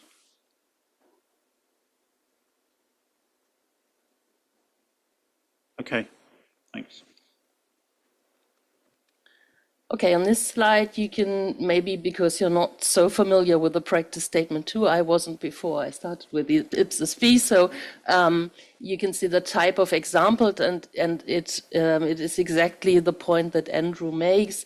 Recognition and measurement, as well as presentation and disclosures. There are 1 and 2 examples in the practice statement, so you can see the majority of examples included in the practice statement 2 is on disclosures as well as other issues, rather than recognition and measurement. The adapted versions of the national standard setters have similar examples, although Singapore, South Africa, and Australia have some examples also adapted to the public sector context, and Australia includes examples also for non-profit organizations. So now to give you an impression on what to expect in terms of examples, we have copied the example on recognition included in practice statement 2 on this slide. So you can see step 1 is the identification. So the entity here has a policy of capitalizing expenditures on PPE in excess of a specified threshold, and it recognizes smaller amounts as an expense. So when we identify, we say IRS 16 requires that the cost of an item of PPE is recognized as an asset, so capitalized and not expensed, as long as the criteria in IRS 16 are met. And the entity needs to assess its accounting policies, and if that doesn't have a material effect, so not capitalizing the expenditures below a specific threshold, then if it doesn't have a material effect, then the entity statement of not capitalizing these expenditures comply with the requirements of the standard. When we think about how we can adapt practice statement 2 to the public sector context, we have thought about an example here of how to adapt this private sector example. For example, also to set a specific threshold and then adapt all the regulations that is in the practice statement 2 to the public sector. So, for example, here IPSAS 45 property, plant and equipment. And with that, I'll pause. Thank you very much, Berit. I think that's very helpful. Any points, Andrew, and then Karen? I think in terms of adapting the existing IFRS examples for the public sector, I think we need to go a little deeper than what we've probably got there. I mean, that's just how you apply the 4-step, but it doesn't actually help you in the judgment that you've got to apply in developing or going through that 4-step process, for example. So, something I know that we've done a lot of work on in our jurisdiction on this, for example, is how do you determine whether something has a material effect on the current or future periods? Particularly this going into the future periods is something that has really been a struggle in our jurisdiction. And again, if I reflect on, and I think, the maturity of our suite and the constituents we have, I think we're going to need to be a little bit more helpful in these examples and just flesh out that process a little bit rather than doing our normal rules of the road adaptations. Okay, I mean, just a word of caution on that the more detail you put in, the more risk that people see it as rules. And I can see, so I think we need to think about this in the public sector context. What is it that's special about the public sector context? And I sense, Ross, you want to come in on that? Yeah, and I think we should look into it for sure, but I think we might want to also, if we got a few questions for the ISB, ask them why they stopped where they stopped, and maybe looking at the national standard setters and how far they went, because sometimes you start to cross a fine line of examples to help with judgment and telling people what their judgment should be. And I'm not sure how far we want to go as the international standard setter. And maybe if we are following up as well, it'd be interesting to know, Andrew, you asked why there are no recognition and measurement examples included. Just maybe asking explicitly to the staff of the ISB on that. And the question I had as well is, have the national standard setters gone farther with recognition and measurement or not? Andrew, back on that. Yeah, so I don't want to labour the point. I'm happy to leave it with staff on this, but I'm not asking for a sort of an example as we normally know it with a set of facts, applying it, and you get to a conclusion. This is or is not material. It's more, what are the things that you need to think about in helping you apply the judgment? So criteria, items to reflect on, etc. And I think we do need to flesh on that a little bit more here. I do think we are different from the private sector in terms of applying these materiality judgments. To your point, Ross, in terms of we do have recognition and measurement examples, and we have gone further in this sort of space, but happy to leave it with staff. Okay, I mean, I still do think it's worthwhile that conversation with the IASB staff on this, because I think we need to understand why it is that they stopped at a point before we deliberately step over that line. And again, challenge ourselves on what is it about the public sector that actually makes a difference here. So I've got other flags up, but I think that is a very fine line. Karen, then David, then Claudia. Thank you, Chair. And I completely take the point about finding out why the IASB did stop. But I tend to agree with Andrew. I think setting out some factors, criteria, whatever they are, for people to think about is useful additional guidance. And it may be that if the ISB had their time again, they might have done that. I mean, I think we kind of need to find that out. And it may be that it's not. It could have been applied in the for-profit sector. I think it's a question of how helpful do we want to be to people applying this in the public sector, recognizing that in some jurisdictions there might be kind of a capability gap, that your people who are on the learning process, who are adopting accrual-based accounts for the first time, might find something useful. So I agree there's a tension there. You kind of don't want to step into no man's land and create a problem, but I think it is worth thinking about those things. And the other thing, so this is an example that's up here, and it will apply, I think, whatever sector that you are in. Whether there is one recognition example or several, I think the question is there anything that is more public sector specific that our constituents might be able to relate to? And I don't know, in terms of past projects, whether feedback that we've had on exposure drafts have highlighted the application of materiality as a particular issue that might give you something to reflect on. So it's a question really whether there, any of our respondents are highlighting public sector specific issues that might inform the way that this is taken forward. Thank you. Thanks, Karen. Yes, I think from a staff perspective, we're planning to ensure that we can make it as public sector relevant as possible. The reason why you have the example that you have right now, which I would assume is pretty straightforward, is because we wanted to adapt the one example that they had on measurement. But I'm happy to look to see if we have other examples based on exposure draft that we have received that we can influence. And I think I'll pass it to Berit that she has experience helping with this. Yeah, when we thought about how to structure this presentation, we talked about other examples. For example, to include heritage assets, which is a specific asset in the public sector to make it, more valuable. But as we only have 40 minutes, we retained it. But that's the thing we definitely need to think about. And the other point made with the examples, what my proposal could be is if we develop an illustrative example, we could do two variations, one leading to, this information is not material because of these qualitative factors in this case. And if we vary these factors, it might be material. So to give the constituents a better, a guidance on how to apply this.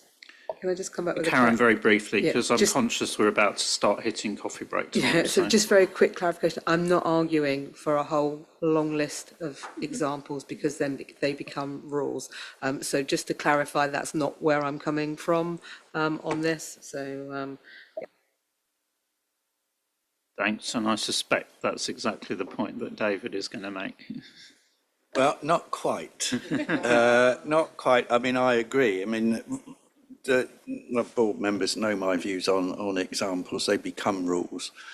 No, I was going to echo Ian's point actually to say we need to be very careful here. The main problem, and I'm sort of thinking about this in part from sort of some of the stuff that we had with IPSAS 33 and the update is capacitation. It's that the public sector accountants generally are not mature in the same way that the private sector accountancy profession is. And so there's actually a lot of education and training, etc., that needs to be used.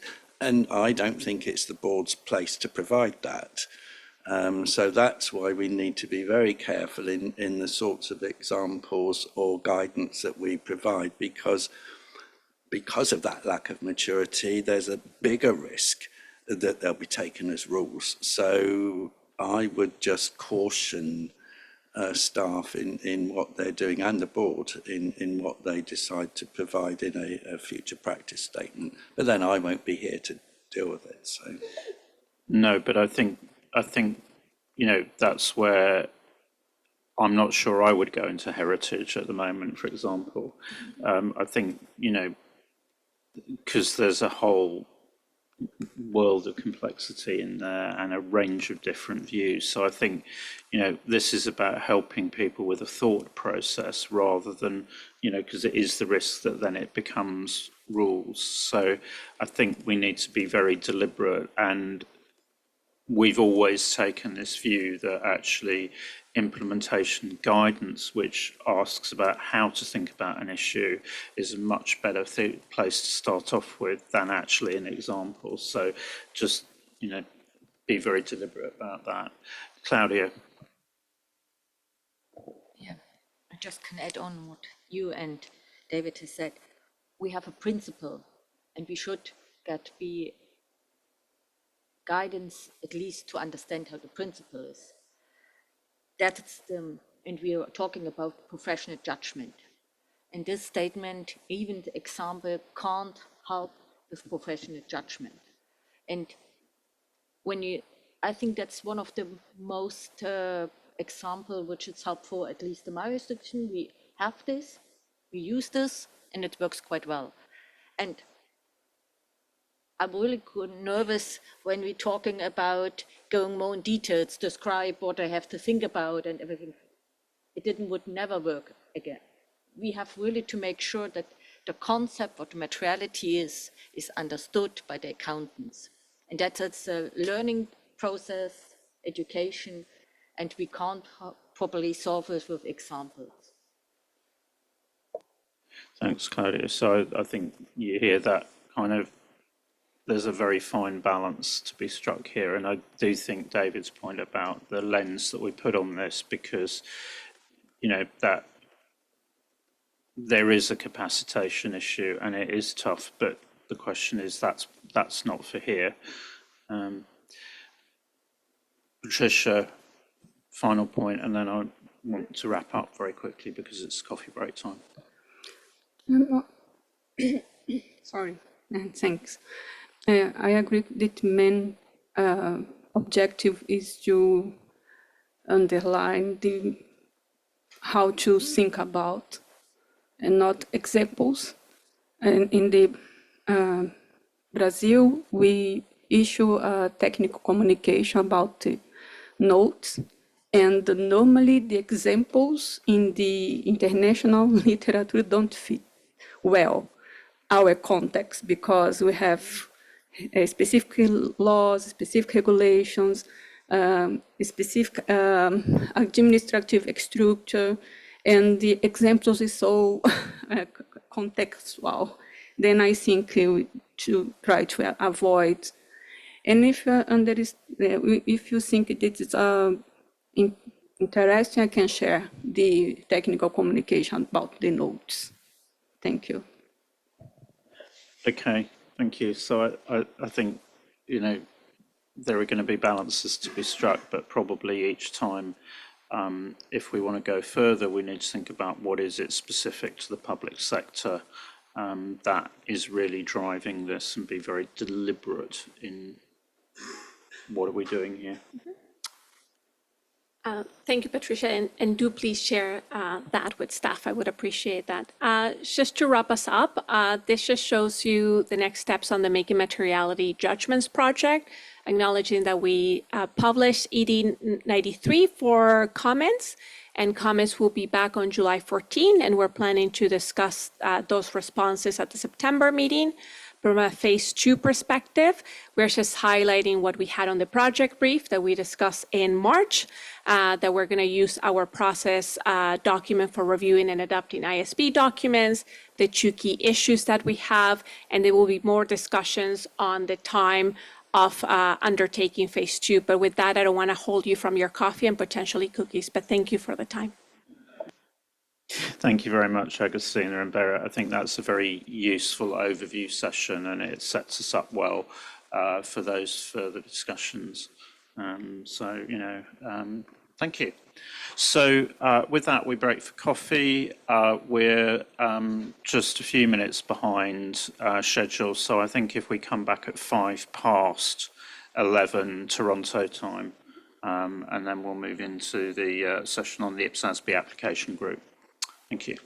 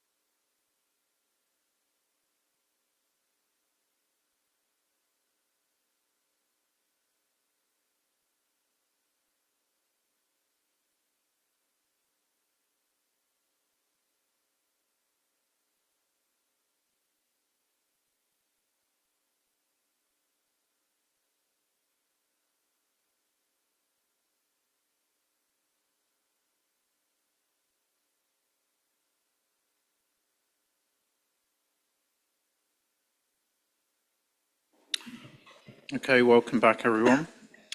So we move on then from the materiality briefing then into the IPSASB application group. And Edwin, to you. Thanks, Ian. So there are just two short papers for this item today. And the first is really summarizing what has happened since March. And the second one is really talking about some of the items that the staff has looked at. So in terms of what the group has been doing since March, we have added 2 new members. So Liang, who is a former SASB member, and I think everyone around the table is familiar with her. And the second member we've added is Mohammed Sadiq Merchant, who works at the Financial Audit Authority in the government of Dubai. So our plan is to have 3 members for now, so Liang and Sadiq, and also Andrew as the chair. And as we get more queries, we will think about adding more members to the application group. The other thing that staff has done since March is we have finalized, or I guess internally, we've worked on the submission website. It is ready to be rolled out, and I guess pending comments from this meeting, we will circulate a link to the website for members to look at and to comment before we do the final rollout. And that rollout will be accompanied by a press release and also social media push to make sure that we get the word out there. And finally, we've developed a reporting framework. So really, this is just talking about the queries that we have received in the quarter and also looking at any new releases from the ISB and the IFRIC.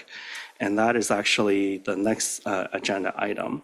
The plan is to regularly update the IPSASB on what the board or what the application group has looked at each meeting. So I'll pause there before going into the next section and get comments from members. Thanks, Evelyn. Dave, you want to comment? I just wanted to come in quickly, and Andrew, maybe you'll want to come in as well, but just wanted to highlight that there was a lot of work done this quarter. I know this was establishing the group, but Andrew and Edwin in particular considered really the makeup of the group they wanted to put together. And I know we have 2 members, but they looked at a lot of people and tried to think about who they wanted and how this is all going to work together. And ultimately decided at the very beginning we wanted to keep it small and nimble. And as queries come in, we'd add, Edwin, I think it was up to 4 to 6 members. And again, it'll be a smaller group, but we wanted to see the types of queries that came in. But again, at the beginning, keep it small and nimble so that we could address things and move along appropriately. Edwin also touched on when we were going to release the website or publish the website. This was something that always takes longer than expected. We have to go through several iterations. We shared it with Andrew. It's ready to go, but we wanted to give the board a heads up. And the reason we wanted to do that was we finalized the date and we're going to publish it on July 1st. No real reason except it's the first day of Q3, the second half of the year, and an easy date to remember. We will support that on social media. We'll probably have a press release with quotes. Just want to get a little emphasis and raise awareness around this. The reason why I bring this up at the board is you'll see it on social media. If there's people in your network that you think will be interested, we'd ask that you'd emphasize that and repost so that, again, it's spread as widely as possible. Just want to make sure we get queries as soon as possible and that this group is used. I'll stop there, but just wanted to jump in quickly and emphasize there was quite a bit done behind the scenes here because it's difficult to move these things along and really start these groups up. And July 1st will be ready to go. So I'll stop there. And Edwin and Andrew, if you wanted to emphasize anything or come in, please do. Andrew? Not too much to add, just I think as Dave said, the website was actually the biggest headache we had. I couldn't believe the amount of effort and red tape we had to go through to get that finally through, but it is where it is now. The only other thing, just to ask board members, as Eswin said, we do have the draft reporting framework in the next agenda item, and would appreciate feedback from members if you're comfortable with that level of insight and feedback, or if you were looking for something different. So not only the content of the particular item we've got, but are you happy with that format going forward as well? Thanks. Thanks, Andrew, and thanks to staff for putting all that work in. I think, it's going to be very interesting to see how this works in practice. And it certainly seems like that gradual approach as we learn how this works in practice is going to be really important. I mean, I think we probably, resulting from earlier on in the week, we probably already have a one query sitting there that will be first in the queue. Yeah, so that seems good. Perhaps council members not to be too fundamental in their comments, because we don't want to end up kind of delaying the launch in terms of doing a lot of rework. Ross. Yeah, just want to take the opportunity to thank Edwin and Andrew in particular for the amount of work that goes into this. It's not a small undertaking to set a process up like this for the first time, and it's an important step. A lot of progress was made and a lot of work behind the scenes for what's a fairly short session at the board this week, but don't take that as not a substantial amount of effort going into it. And as I kind of gave Andrew a little bit of a joke on Monday, that happy for things to go to the IAG. I think it is an important process that we have the right entry point to items going to the IAG, that it's not seen as an outlet for every discussion that we don't have an immediate answer for goes to it. There's a process we've put in place that we should be following, and this is a real enhancement to our processes, specifically for those users of the IPSAS that are working on applying the IPSAS and running into questions that they don't have an answer for, and where they have a question that they actually will now have a mechanism to put that question back to a formal process to maybe not get the answer they want, but to have a group of people who have the skills to assess and provide feedback, and then bring items that should be discussed by this board to the board in a formal mechanism. I can't understate how important institutionally that is of a development for a board where the standards are now being implemented more and more around the world. I get a lot of the queries today coming to my inbox, and I can tell you the volume over the last 18 months is starting to go up exponentially. So this is a needed additional impact. It is already reflected on our work program. We have made staff time available for this. So this is a really big, important point that we're getting close to the official launch.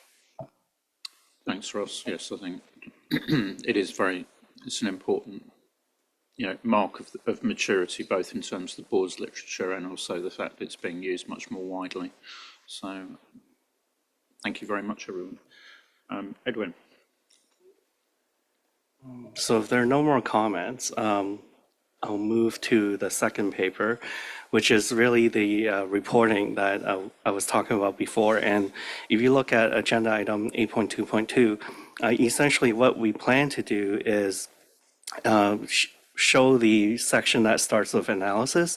So that part of the paper will be presented to the board at each upcoming IPSASB meeting.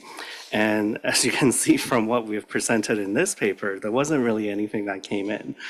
We really only received one question. And that question was really on the applicability of the financial instrument standards. And particularly the constituent asked if their instrument fell into the scope of IPSAS 41, which it did. So we felt that because it was not a very contentious issue, we didn't really bring that forward for discussion with the IAG. Staff really addressed that issue on their own and communicated with the constituent. So the plan going forward is that all of these issues, whether they are forwarded to the IAG or just addressed by staff, will be included on the website, so constituents can go there and see what the questions were and how the staff or the IAG addressed them. And obviously when we do that, we're going to scrub the fact pattern so that it's all anonymous and you can't tell who submitted the questions, etc. The second part of the reporting framework that we've added was really looking at the ISB updates and also the IFRIC activities. There was none in Q2, but we looked back to Q1 of this year to see if there was anything. And there were no new interpretations from the IFRIC, but then they have also issued 3 agenda decisions, or 3 rejection notices pretty much. And the first one the staff looked at, and we thought we may raise that to the IEG, was really a question about contractual guarantees and whether or how to address them. And the reason why we were thinking about raising that to the IEG in the future was because in the decision item, the IFRIC actually walked through how to consider the scoping of where you would look to address these guarantees. And we thought that was pretty helpful. And because the financial instruments guidance in IPSAS is aligned with the IFRS guidance, that approach would also be applicable to financial guarantees in the public sector as well. So we thought it would be useful to consider that and maybe come up with some sort of, not guidance, but maybe a staff Q&A or something that would be helpful.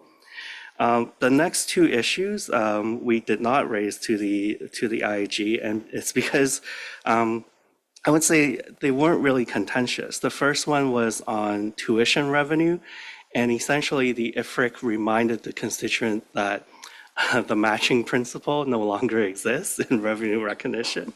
So essentially the IFRIC just said you have to look to IFRS 15. And for us, that would be looking at IPSAS 47.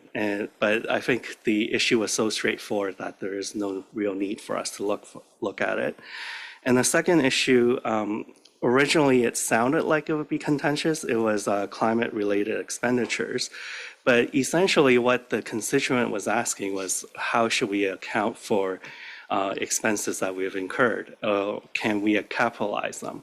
And the IFRIC came back and said, well, you should really look at the intangible assets guidance and apply the capitalization criteria. And if your expenditures meet those, then it's an intangible asset. So for us, it would be essentially applying IPSAS 31. And so there is no real contentious issue there as well. So we thought we would leave that off and just deal with it at the staff level and dismiss that. So I'll leave that for now for any comments. Again, nothing really contentious came in this quarter, but I'll be happy to get views on the reporting template, as Andrew talked about earlier. Thanks, Edwin. So open for questions and comments from board members. Angela. Thanks, Edwin and Andrew, and to the other members. I think it's a fabulous initiative for all the reasons explained. I am really pleased that you're also incorporating the IFRIC activities. I think that's so helpful. I was just interested in historically how active are IFRIC, and do we have the capacity to, and I guess setting up the expectation that we are going to look at every IFRIC and make a decision. And I just wondered how busy they get and how many meetings they have, and therefore how many potential agenda items. It sounds like they were quite quiet recently, but I don't know if that's always the case. It really depends on how many questions they get. So even without the application group, we have been looking at IFRICs as part of our improvements process. And also Eileen did a separate standalone project on it. So it's not like it would be anything additional to what we're doing. It's more formalizing the process. Thanks, Edwin. Abdullah. Thank you, Chair. Thank you, Edwin and Andrew. And just a couple of thoughts on that. Are we planning to market for this in the forum, in the roundtables and everything? I'm just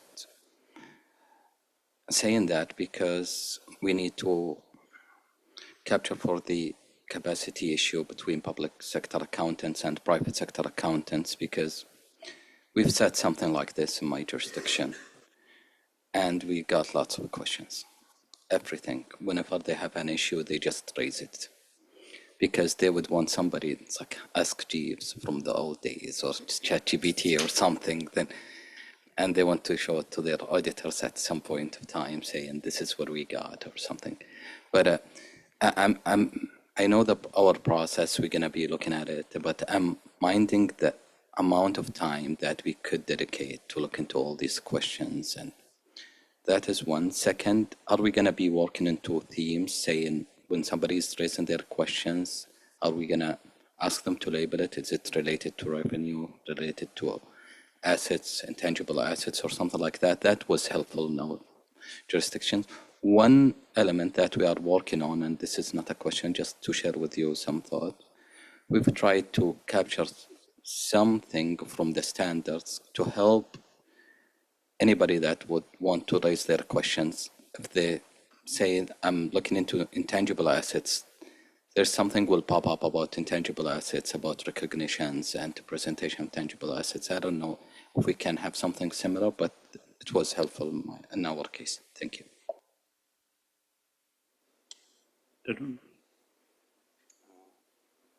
Yeah, so the themes would definitely be helpful. We can work with Andrew to add that into the submission page.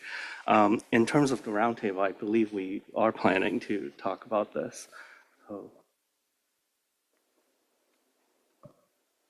So Abdullah, I'll answer your question in a couple of ways. So stay tuned till tomorrow. We'll talk more about the forum because there's some initiatives there we want to try out, and this might fit into one of the initiatives. So we'll talk more about that with the board.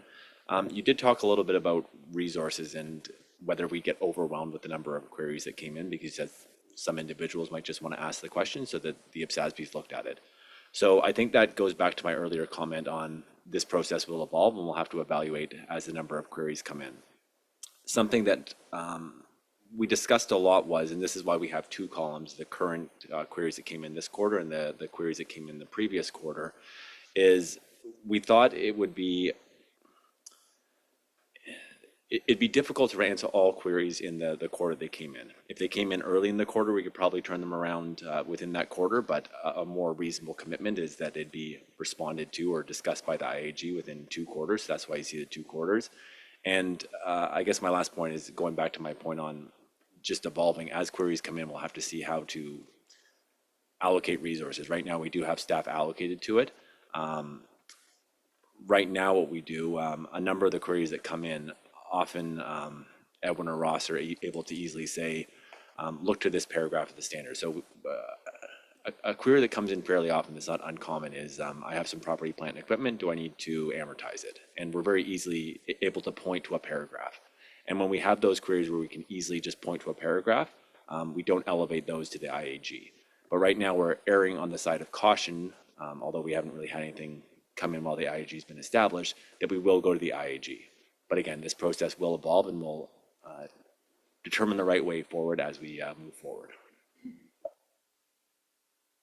Thanks, Dave. I mean, I think that does underline the importance of the staff filter in the process in terms of, not putting undue pressure on Andrew and the volunteers, that, genuinely they are really thinking about real issues that are potentially need to come to the board. Ross. Yeah, maybe just to answer a little more directly around the comms portion. So one of the helpful things is this is committed on the work program now. That's a decision since the board made this part of strategic going forward. So it is on our work program. When we do updates at any speaking on our work program, we'll highlight this mechanism. When we have roundtables, we'll have information sessions on this. So it's part of what we do now. In terms of getting overloaded on queries, we do have a bit of a protection mechanism here, because once the website's up and there's a formal place to put it, if we get incomplete submissions, we will go back and ask for more information. So we're not a consulting arm, who's here to answer any and all questions. When we get the full picture of the fact pattern and what the issue is, then we'll include it in the process. Until that point, we'll push back and get a full and complete picture. We are protective of the board's resources, and we're not going to just suddenly have 3 or 4 staff sitting in the background acting as a DPP department for any and all queries around the world. That being said, we are very helpful and responsive, and we find time to answer any and all questions, but sometimes the answer is you need to tell us a lot more before we can really look into this. Thanks, Ross. I mean, I think the discussion's shown how it does interface with a number of the, like the catch-up that we've had in terms of previous IFRICs and SICs and so on. So it's actually, this is actually getting us on the front foot going forwards, and that active monitoring of what's going on, I think, is going to be important. You know, that raises other questions like the balance of, you know, if IFRIC's considered something but hasn't issued, there isn't any subsequent ISB staff guidance or whatever, then actually, unless there's a public sector, you know, reason, you know, we're going to have to balance not getting ahead of ISB. So there's going to be other issues that arise, but in a good way, I think. Angela. I think on your last point is really critical to me, is that if the ISB didn't make a decision or take it forward, you know, be very clear about why. But it does remind me, and I do like Edwin and Andrew's suggestion to deal with the contractual guarantee question, is making use of things like staff Q&A or education.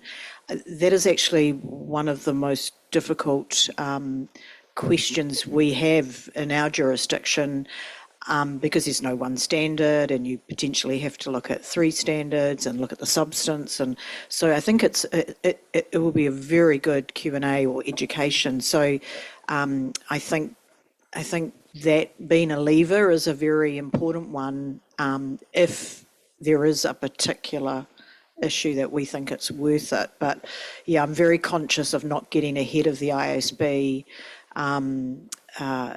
unless it makes sense to do so. Ross? So I think that's a great suggestion. And if you look at most of the Q&As we have now, they've come from queries that we received over the years and areas where we thought we could clarify. Their staff Q&As at the moment. We actually have one on contingencies and guarantees. If you haven't read it, I don't want to have a look. Thanks, Ross.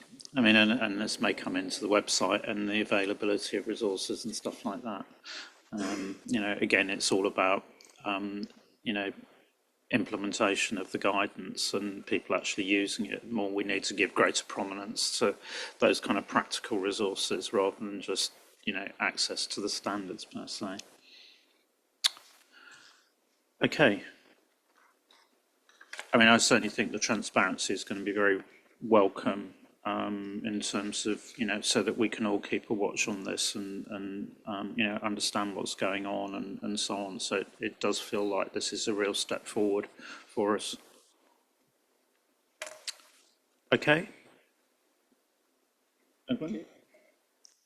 So if there are no more questions or comments, I'll move on to the next topic, which is also pretty short. So I'll also be covering improvements to IPSAS. And for, I guess, my first paper is on an overview and essentially what happened since March. And so if you recall, in March, we presented a number of improvements on financial instruments, and we did get a few instructions from the board. So I would like to report that staff did amend the drafting of the amendments for all the comments that we have received. And we have added an SMC on whether supplier finance arrangements are used or could be used in the public sector. And all of those changes will be presented to the board when, as one final package, when we will be looking at the exposure draft. And for now, we're thinking September, but that could change depending on the rest of the meeting and how we're planning out the rest of the year. So for this quarter, we looked at amendments that related to consolidation and public sector combinations. And I've set those out in the following 2 papers. But I guess I'll pause here before I get into the details and see if there are any comments from board members. Thanks, Edwin. And of course, this is a change to our normal processes, or our previous processes, if you like. It will be the new normal going forwards, that rather than just bring one block in terms of annual improvements, that we will build those up during the year and make sure that we've got the benefit of the sort of filter mechanism through IAG, you know, to help with that preliminary review. So any comments on process and how staff address members' comments from March? Okay, that's good. So take us into the two items then. Okay, so the first item deals with two amendments, and both of these were improvements on the ISB side. I would almost say that these are editorial in nature. So the first amendment they've made was in IFRS 10, they spotted an apparent contradiction in the application guidance where one paragraph says when you're determining de facto agents, you have to apply judgment. But in the very next paragraph, they use very definitive language in their example, and they thought they should soften that language a bit. So we have the same two paragraphs in IPSAS 35, and the proposal is to adopt those amendments so that we would also soften the language in the example. The second amendment is in cash flow statements, and I've lumped them in with consolidation because it references language from the consolidation suite of standards. So originally in the cash flow statement standard for both IFRS and IPSAS, we refer to something called the cost method, and we no longer use that terminology in our standards. So it has been amended to add cost. So that's really the only amendment that they've proposed. So again, staff proposed to also adopt that amendment to IPSAS 2. So nothing really controversial, but I'll pause here for comments. Never wise to tempt fate on these things. Any comments from members?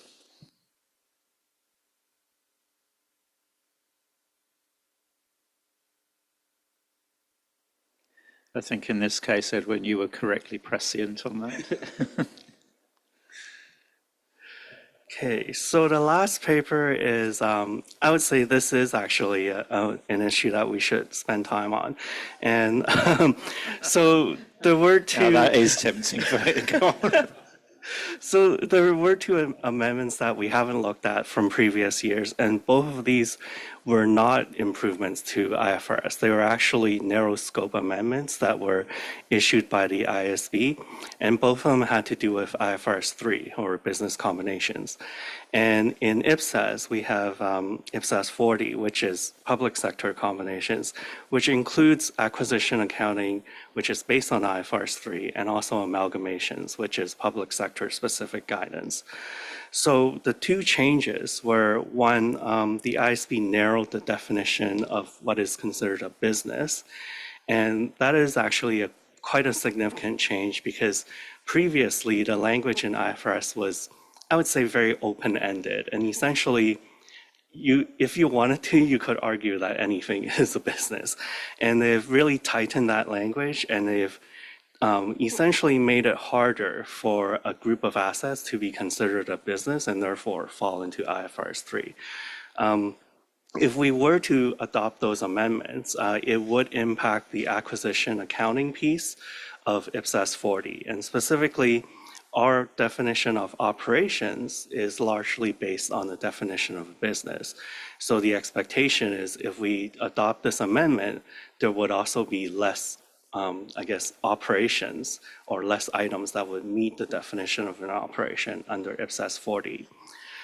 The second amendment was they have revised the accounting for assumed provisions and contingent liabilities.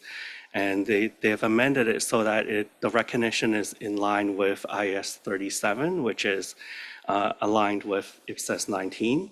And the issue there is originally, IFRS 3 had separate recognition criteria for provisions and contingent liabilities. And there were some cases where if you recognize a liability on day one in a business combination, in day two, when you look at IAS 37, all of a sudden that liability should not be recognized anymore. And you would actually have a day two gain going through profit or loss. And the same issue actually exists in IPSAS now. So if you were to apply IAS 40 and somehow recognize a contingent liability, on day two, when you look to IPSAS 19, you might actually have to reverse that liability, and the credit would go through surplus and deficit. So it is a pretty big issue. And But before we actually say we should amend this, because IPSAS 40 deals with both IFRS 3 acquisitions and also amalgamations, staff thought is that we shouldn't really just adopt these without thinking through the consequences. And particularly, we wanted to spend time to look at whether there are any unintended consequences to the amalgamation side of the standard. So the proposal is that we take these two amendments out of the improvements ED and issue them as a separate narrow scope amendment. And we will need more time to look through those changes to see if there are any unintended consequences. So the plan is to bring back an analysis in September where staff can actually set out, here's what we thought about and whether we do have unintended consequences or not, and then recommend whether we should adopt these amendments. So I'll pause there now for board comments. Okay, open for comments.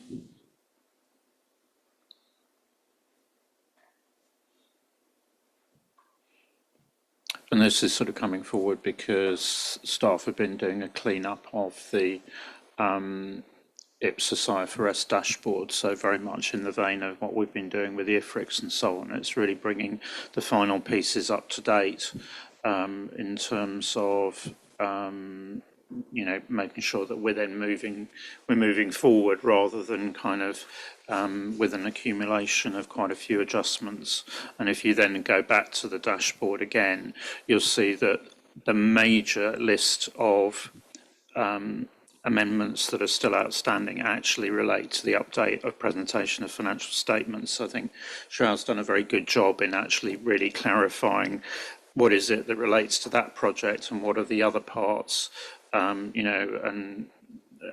so this is something that's been sitting there for a while.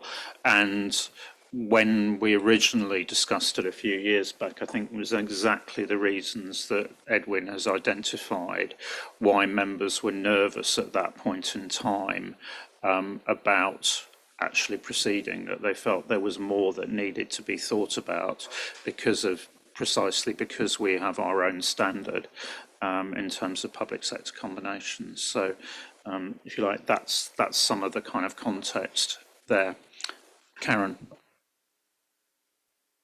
I definitely support taking time to make sure that we've worked through unintended consequences. I think that's the right thing to do. The question I have, what does that mean in terms of, as we go forward, how often we will issue kind of improvements?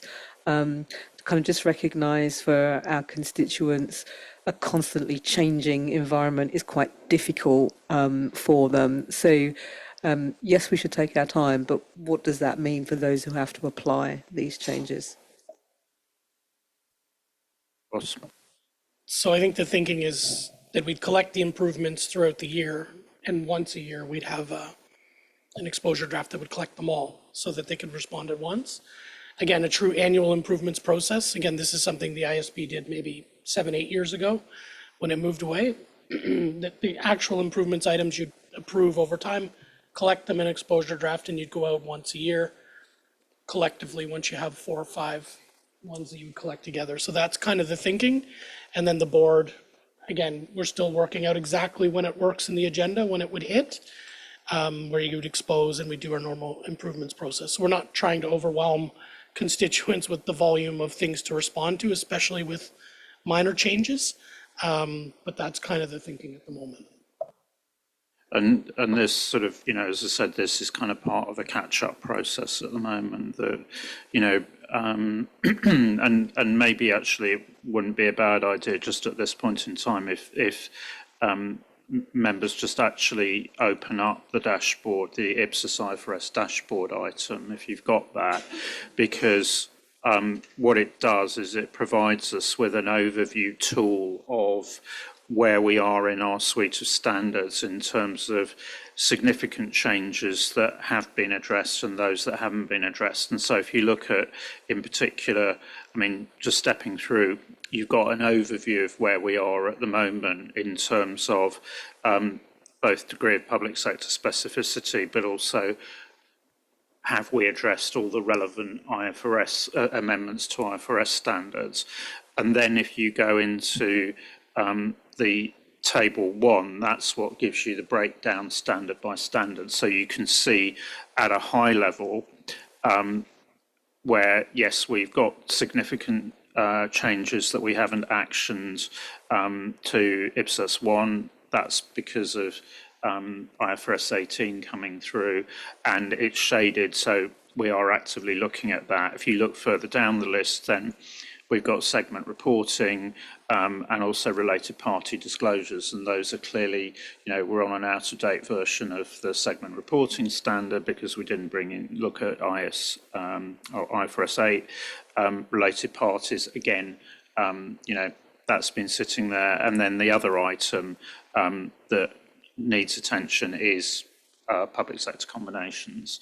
And then if you go further into it, basically what we've got, and this is table 5, is standard by standard. You can see where there are outstanding issues, and what Joao's done with that is actually to sharpen up the way in which the dashboard is presented, so that you have really now you've got the status, which links back into the overall presentation, but it gives you main public sector differences and then significant changes not yet actions. So it's much cleaner and clearer what we've actually got there. There's a few bits and pieces that still need tidying up, but it's a much more useful tool than for staff and for the board, and it's also an accountability tool as well.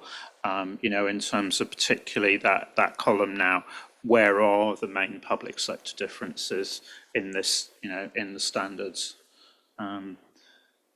So that's really, the result of that cleanup process is actually what we're now seeing.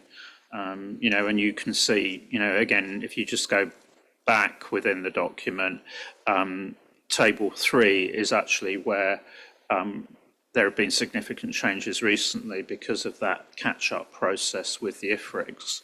You can now see there's actually a relatively limited number of IFRICs there that we haven't yet considered, but also, it gives you that real-time thing in terms of, okay, well, we're working on this fits in with presentation of financial statements and so on.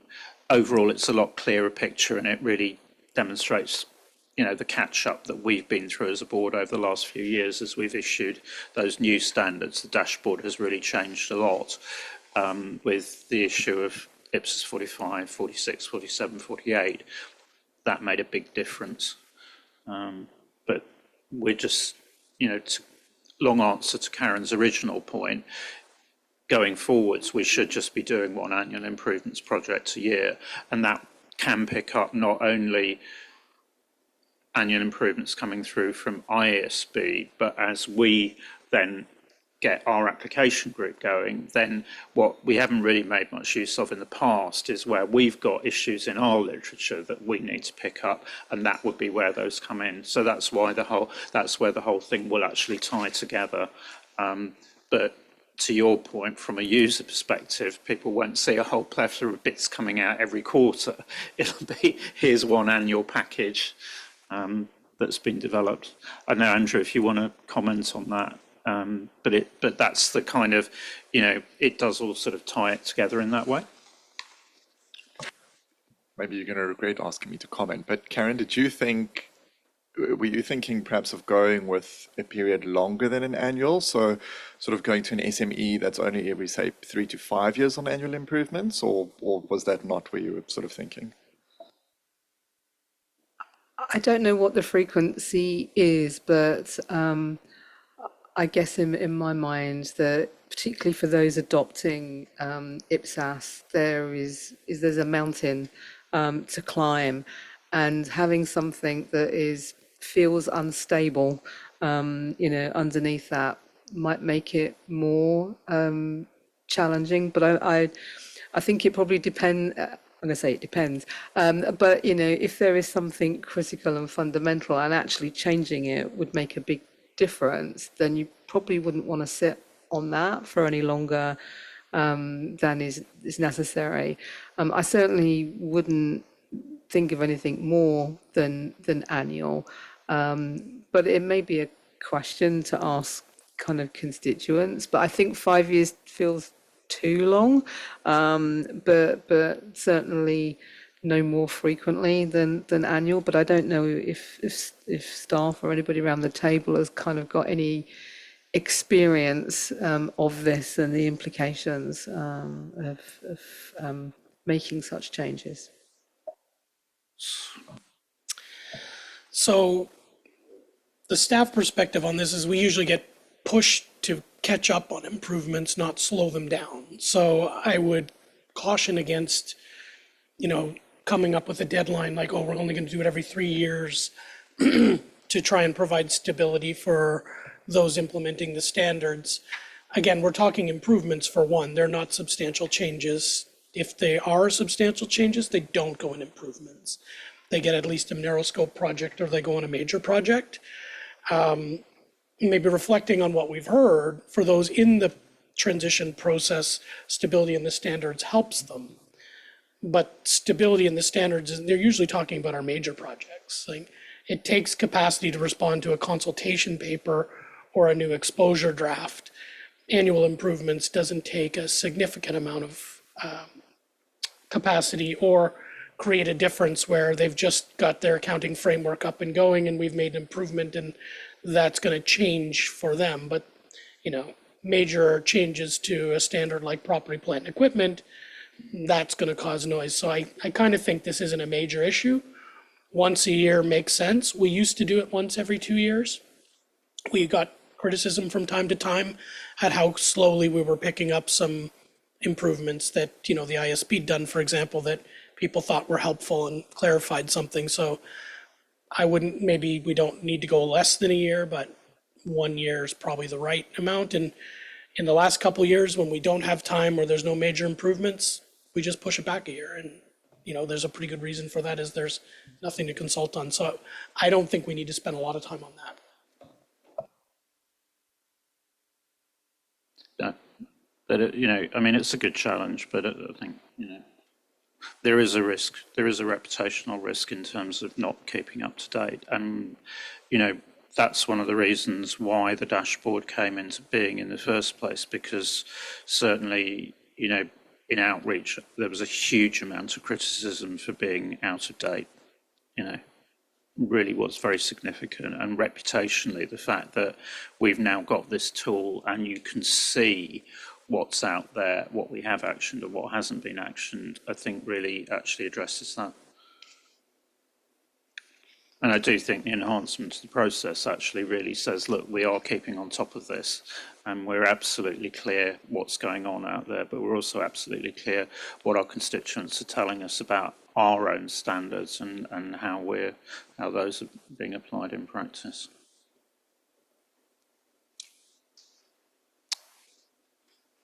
Okay. So going back to the if you like, the original points of discussion was very much around the fact that those changes in the definition, from arising from annual.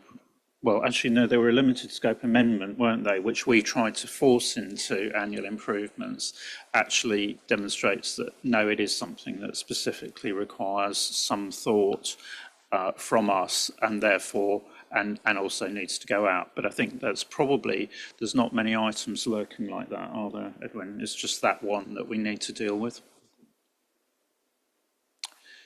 So, if everyone's content that we deal with it that way, I'm seeing nods around the board table, but I think it was just useful so that then when it appears, you're not saying, "Where has this come from?" Okay, good. Okay, so I think. Therefore, we will see that all the improvements back in September. There are a few items, I think, still on the agenda then for September, aren't there? Additional items that we'll see for the first time. Yeah, so there will be a few more improvements from the ISB, and then in addition, as I said before, we will bring the full ED back for the board to review. Okay, thanks. So that's the first time we'll have seen that process working through. Good. Okay. So I think with that, then we will move through into the update of IPSAS 33. So thank you, Edwin, and thanks once again to the to Andrew and the other members of the IPSASB application group. It's very promising.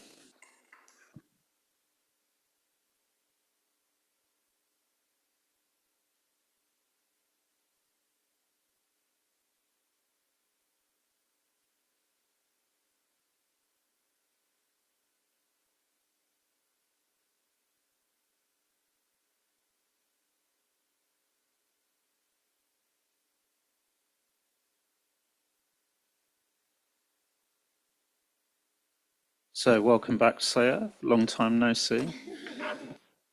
Thank you, Ian. Just take a moment to get started. Just give Sarah a moment to get ourselves sorted out before we launch in.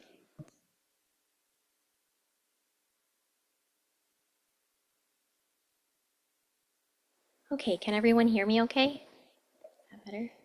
Up. Pull it up. Okay, is that better? Okay.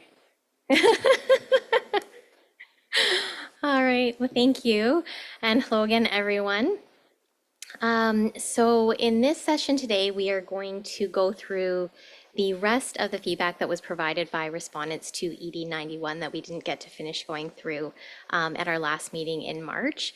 And we will discuss the gradual recognition of certain non-financial assets and their related financial liabilities and work through from there. And I wanted to say thank you to all the members and TAs who provided some feedback in response to the document ahead of the meeting. I don't know, Abdullah, is there anything you want to say as Task Force Chair before we get moving? Nothing then. Thanking Saya for the good work that she joined lately, like 6 months ago, 5 months ago. She brought it up, and thank you to the Saudi team who's been helping us, and definitely won't forget David Watkins for all the insights that he's been giving us. And just a reminder to myself and to everybody, IPSAS 33 is just not, it serves as an aid to comply with the other standards, with IPSAS standards, not a compliance standard by itself. And the last thing, it would be great if we can get this done with, because we've heard from our constituents that they wanted to make the standard more user-friendly, and I guess that is where we landed. Thanks, Abdullah. I think those are good reminders in terms of the context. So, Saya, back to you. Okay, so just this slide just shows an overview of where we are in this project. So the project was officially approved in December 2023, but I think there were a number of discussions ongoing before then to get it to that point. The exposure draft was developed in the first half of last year and then was out for comment in the second half of last year. And then we've spent the first half of this year going through and analyzing the responses, making amendments to the standard based on that. And we're hoping to approve it at this meeting.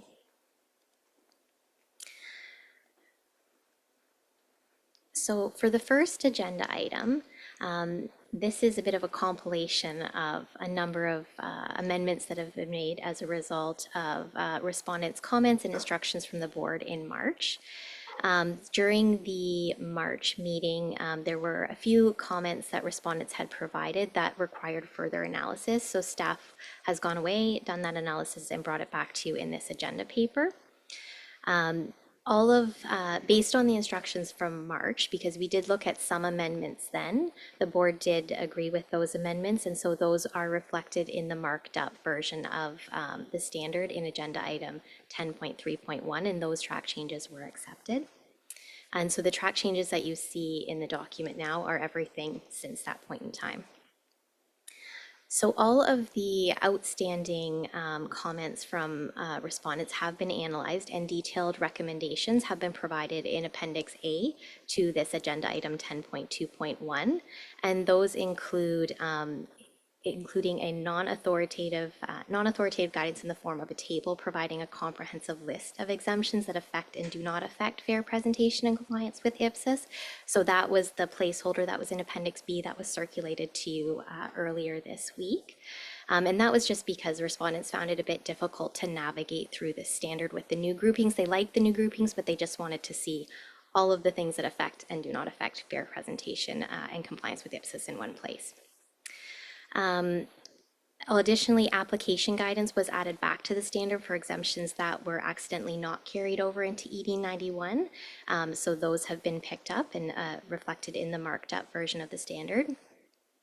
Core text and implementation guidance was added based on respondents' feedback to clarify the length of the transition period and the comparative figures. This has been an area of confusion for stakeholders regarding the transition period and that it is a maximum of 3 years. So the core text and the application guidance examples have been updated to clarify that issue. Additionally, implementation guidance was clarified related to change in estimate guidance as well as class and category applications. And the relevant paragraphs for all of those are listed in the agenda item paper for you. At the March meeting, the board also instructed staff to draft implementation guidance referencing deemed cost application in IPSAS 33 and how that relates to the guidance in IPSAS 46. So an IG paragraph has been added on that. The board also instructed staff to analyze whether the 3-year recognition and measurement exemption could be applied gradually to certain financial statement items, and we're going to discuss that in the next paper. Additionally, the board instructed staff to review the responses to ED 91 to determine if any of the comments should be forwarded to our new IPSASB application group. There weren't any responses that needed to be forwarded to that group. The responses were either dealt with as part of this project or were more constituents sharing their feedback just on lessons learned during their adoption journey, or asking for additional guidance to be added into the standard on items that would be beyond the scope of the standard in terms of getting ready for adoption of IPSAS and items that are already in pathways to accrual. And we do have a small section on this already in the IGs in section F, but beyond that, the requested guidance would already be covered in pathways to accrual and wouldn't belong in the standard itself. Additional changes. So at the March meeting, we also had a discussion. Sorry, maybe I'll just pause at that point in time and check whether there are any points members want to raise on the way in which those points have been actioned.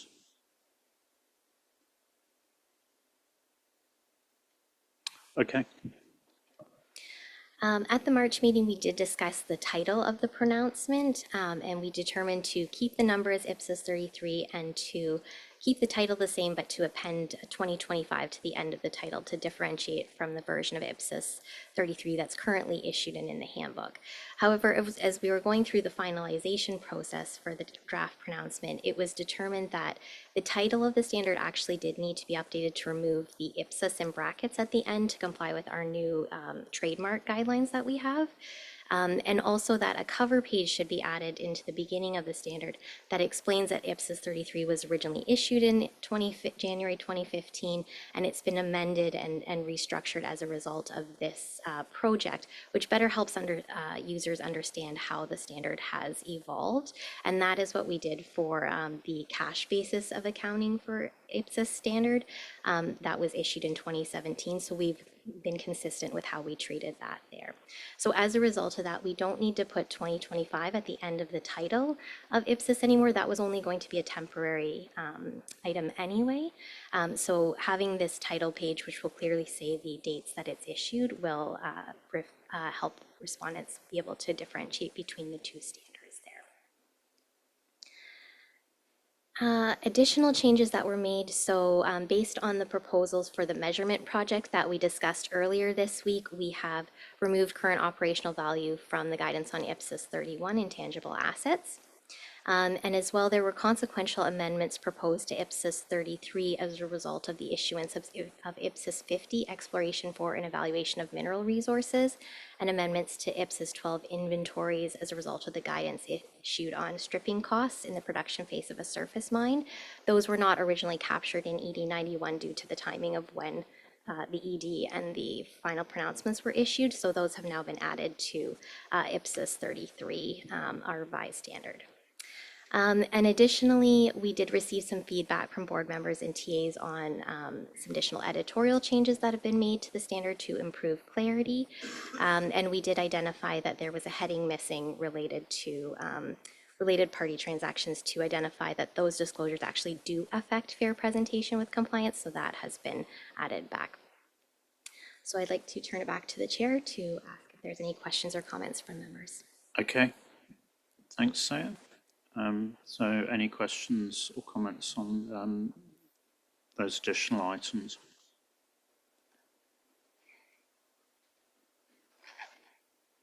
Not seeing any flags raised.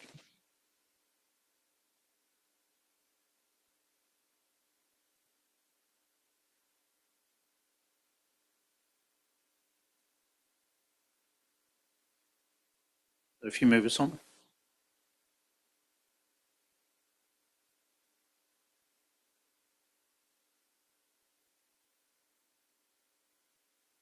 Sorry, at this point, staff would like to ask if the IPSASB agrees with the recommendation to amend the standard to include all of those amendments that we just discussed.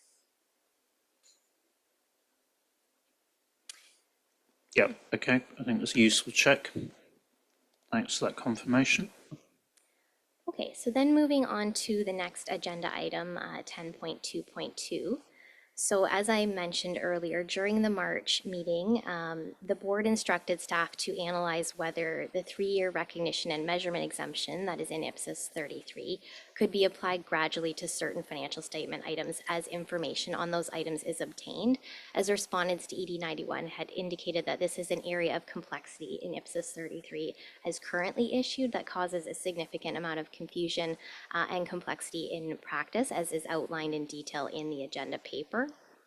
And staff performed an analysis on this and recommend that the IPSASB continue to allow the existing recognition and measurement exemptions that were included in ED 91 and that are in existing IPSAS 33, as some first-time adopters may want to wait until they have all the information needed to recognize and measure certain assets and liabilities at the end of their transition period or all together at once. So keeping that existing exemption, that would also allow first-time adopters who have already started their first-time adoption journey and are in the process of that not to have to change any current policies. Staff then recommend that the IPSASB clearly allow an additional optional exemption that allows gradual recognition and measurement for certain non-financial assets and their related liabilities, as outlined on the slide in the box there. Such an option would make adoption of IPSAS standards less complex, since a first-time adopter would not need to keep track of 2 sets of accounting records during the transition period.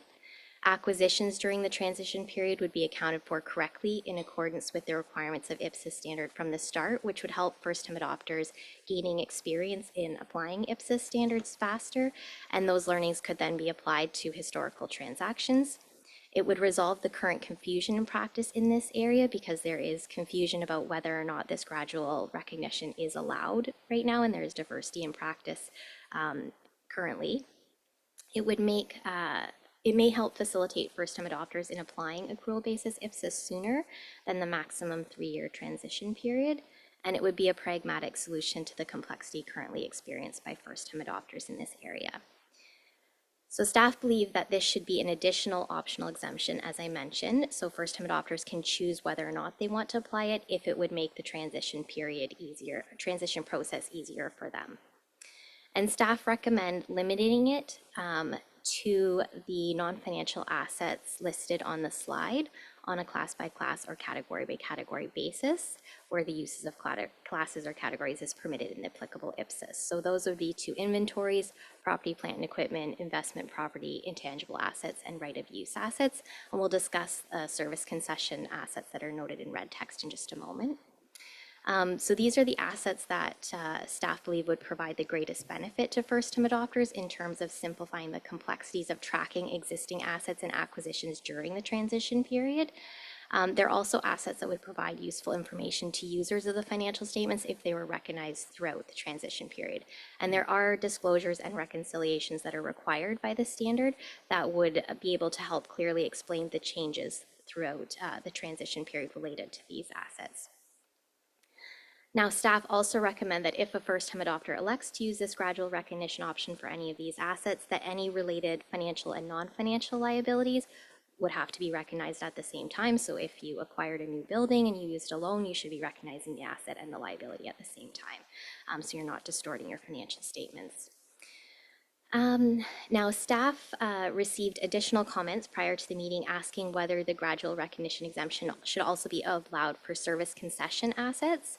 And we took a look at that, and we do believe it should be included as such assets are a type of infrastructure asset. So, for example, a hospital building or a toll highway. And if we're permitting a gradual recognition option for other infrastructure assets, such as PP&E, right of use assets, and investment property, then it might make it easier for a first-time adopter if they're assessing one type of infrastructure assets, such as all their buildings, and they determine that some are regular PP&E that would be under IPSAS 45, some are under a lease, so IPSAS 43 comes into play, some are investment property under IPSAS 16, and a few are built through a service concession arrangement under IPSAS 32. It would make more sense for them to be able to apply the gradual recognition option to all of them as the information required to measure them in accordance with IPSAS is obtained. So this change staff has reflected, and we'll look at the marked up paragraphs for this in a moment. And staff also received some feedback prior to the meeting noting how IPSAS 33 as originally issued is not worded in the clearest manner in terms of whether or not gradual recognition approach is currently allowed, as I mentioned before. And because of this, there are differing interpretations in practice, which has led to a lot of confusion and diversity in this area currently. And the feedback was supportive of, the feedback from the member who raised this was supportive of clearly allowing the gradual recognition option, but noting in the proposed BCs a little bit more on this confusion that's out there exists currently. So we have marked up the BCs to reflect that. So I thought at this point we could look at those markups and then come back for the discussion if that's okay. So this first slide. I'm wondering whether we have a discussion just on the principle at this point in time. Yep. I think it would be helpful just to, because I know there are differences, you know, from conversations, I know there are differing views, and I'd just like to understand where people are coming from on that first. So Renee, lead us. Yes, I just have a question of clarification. On paragraph 16 of the agenda paper, we say that we would allow the new exemption to be applied to non-financial assets on a class-by-class basis or category-by-category basis. Does that mean, I thought that, we've discussed this before, and I thought that we would also allow it at the actual individual asset. So is that what you mean by category? I think category is more than a building, for example. Yes. So a adopter would have to decide, I want to apply this to my building class of assets, and then they would apply it gradually to the individual buildings, but they'd have to decide, I'm going to apply this to all buildings, as that's my one class of PP&E. They couldn't just say, I'm going to apply it to this building, but not to that building. So they'd have to apply it consistently to the entire building class of assets. But each building, as they obtain the information, so they get a valuation report or they acquire a new building, they can recognize that as the information. Right. They don't have to wait until all the buildings in the category. Yes. Is that that's probably articulated in the AGs, or? Yes, so AG 57 outlines that specifically, as well as AG 85 and 115, and the example in, I believe it's IGC.2. Okay, thank you. Thanks for that clarification, Saya. Andrew. Just reflecting on the class and the category, I don't think it really makes a difference. If you've elected to apply it to buildings and not to everything, or if I like to apply it to all of my PPE and you follow the gradual recognition, my understanding of it is you can still bring it on as and when you, I'm going to use want in inverted commas very loosely, within the 3-year period. But back to the broader proposal, I'm not supportive of the proposal. I don't see the benefits that I think the proposal is putting forward to preparers or adopters in terms of an ease. I think either way, whether you go with these proposals or you go with how 33 originally was, you're going to have a dual set of accounts. You're still going to be maintaining those and tracking your progress. So I don't think it does provide any relief. I think rather, in my view, it actually causes more confusion and potentially harm, in that you've now got a line item, for example, property, plant and equipment, where you've got 10% of your buildings on balance sheet. I'm not sure what information that actually tells a user or what it conveys to a user or reader of the financial statements. I think you've always got to have that broader sort of a picture of where are we in the progress, where are we in the project, how are we tracking against this. And if you've only got a portion of it, I think it violates more of our qualitative characteristics in the framework other than faithful representation. I also don't know how you audit that, because there are some jurisdictions who get these financial statements audited during the transition period. And I'm not quite sure, particularly if I'm looking at like completeness, for example, how would you audit completeness of that individual line item? I don't think you can, and therefore I think we're ruling out auditability of the financial statements should somebody pick a gradual type approach. I also think it could actually hinder the optics of what's going on here by us bringing these things on a piecemeal basis. If a user's only picking up on the financial statements and looking at those, it may give a false impression of the progress of the picture rather than having that broader perspective that nothing's appearing on the financial statements until you are substantially complete with that line item, you're comfortable with that class, and then it goes into the balance sheet. So I'm, for those reasons, not comfortable with the proposed change. Okay, views from other members. Abdullah. Yes, I will just comment on a couple of points that was raised, and I'm saying this from a practical point of view, not just from applying it. And when you go into the exercise or the application of it, for example, your buildings, when you are trying to look up and you want to show up buildings in your balance sheet, there is a lot of work that needs to be undertaken. I'm talking about hundreds of thousands of buildings that we are having in my jurisdictions. And to get into that, you need to do your desktop research, and you're going to just go into hundreds or thousands and thousands of documents, contracts, procurements, and all sorts of documents to do your desktop. It's going to be followed by your physical count. And the third stage would be your valuation if they don't have historical cost. And we have first-time adopters. Pretty much they don't have historical cost or enough information about that. During this, it takes years to do that. While you are doing that, you are also doing some procurement. You are doing some additions to that. And with understanding about when you want to do the auditing and the completeness, definitely it's not going to be there. In either case, it's not going to be there. But you want to have an element of maturity. You want to communicate the maturity level and the how you did with your convergence cycle, and it's not going to be shown unless it's shown in your financial statements. Usability for the decision makers, from my experience, it's better to do it once you go to for 3 years and you're showing zero value for PPE.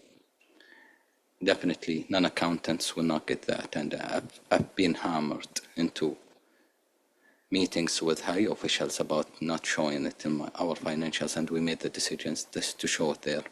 For us in my jurisdiction, by end of next year, we will be done with that. But I'm looking at it from a perspective of different jurisdictions. I'm trying to reflect on what we have and share the benefits to those who are trying to move into or to use IPSAS 33 to help them do their first conversion. And I would also mention a discussion that I had with David Watkins, and he's been in the field for over 20 years and been looking into different experiences from different jurisdictions, and we couldn't mention one jurisdictions that not doing the same, even though they are not in compliance with what we have now in the IPSAS 33. And in all cases, we are making this as an option and we're not mandating it. It's a jurisdiction. If they want to have the option, then you can take the option. If you don't want to, you want not to show anything until you finalize from all that exercise, you still have the option there. Thank you. Thanks, Abdullah. Karen, you want to come in on that? Thank you. I'm still kind of working it through in my head, if I'm honest. I share some of the concerns that Andrew has raised. But I'm also reflecting on the fact that I've done cash to accruals, in the past, and there are challenges in doing that. But I probably have an expectation that I wouldn't put anything on balance sheet until most of it is there. So, if you had got most of it there and there were a few things that were a bit more tricky and took a bit longer to do, I can see that you might need longer in that scenario to address them, but with the disclosures that you have to do, I think there's a question of actually, is it more or less work? But you do want to start the prospective journey. So certainly for new assets, getting them on, but it needs to be clear, and it wasn't entirely clear to me that it's a one-way street. So once you've started doing it, you can't say, I've bought 2 buildings and I'm going to put this one on balance sheet, but not this one. It's got to be an all or nothing. And I didn't quite take that from the drafting, whether that was, you could apply it to different assets rather than, all assets in that class, but that may be just the way that I've read it. I think there is the question, and and I don't know the answers. Is there kind of any reputational issue for anyone taking on IPSAS that you've only got 10% of your assets there, for example? And I'm still mulling it over, but it's fair to say that I do have some concerns with this. It's got to be really clear. It's one way, and I probably like to have personally some kind of significance type test that it's worthwhile putting these assets on balance sheet because you've been able to address a large amount of them rather than a very small amount of them. But so a few concerns in there. That's just want to flag. Thanks, Karen. Angela.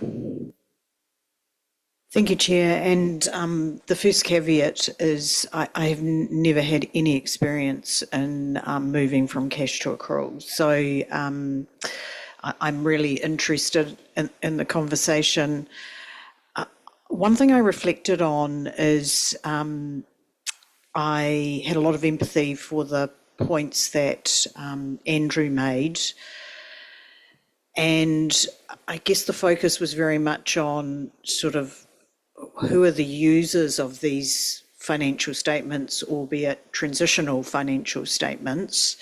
And then Abdullah, you made some very good points, which sounded to me more like project milestones. And if I was managing the transition project, things like, I have one building I'm able to value, but knowing that I had 90 others yet to do from a project milestone perspective, really important information.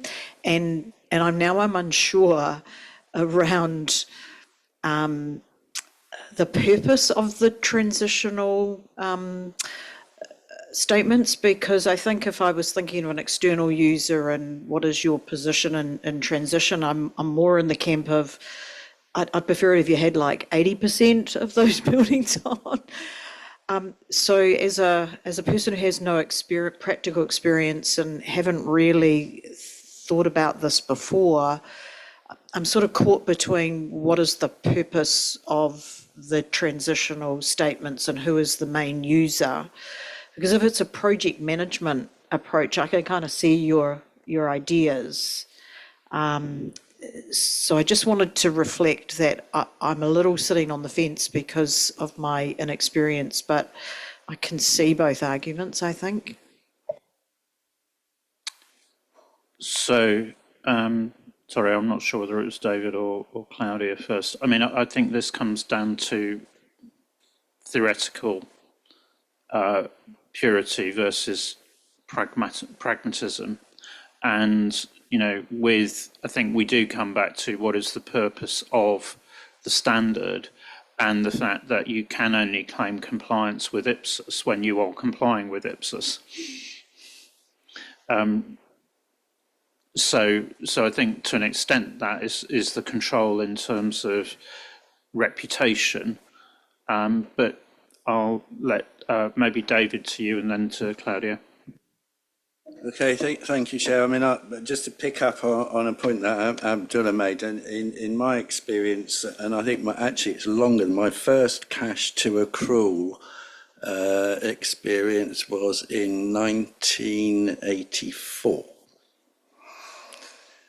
And in those 41 years, I have never, ever seen an entity that has not taken a gradual approach. Mainly because, again, one might dare say it, in the public sector, there's not particularly the capacity. And if you're looking at non-financial assets as we are here, it isn't just the capacity of accountants.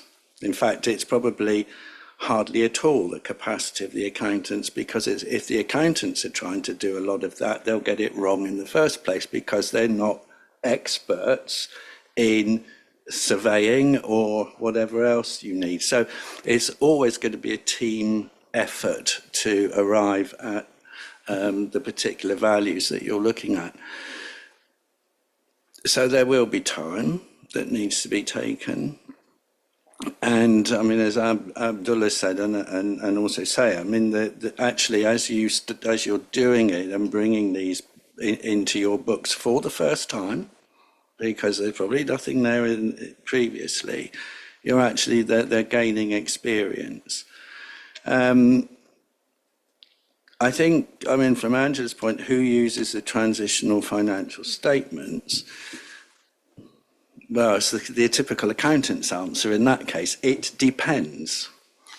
It depends very much on whether a jurisdiction has decided to be very gung-ho and change the legislation before they even know they're ready to.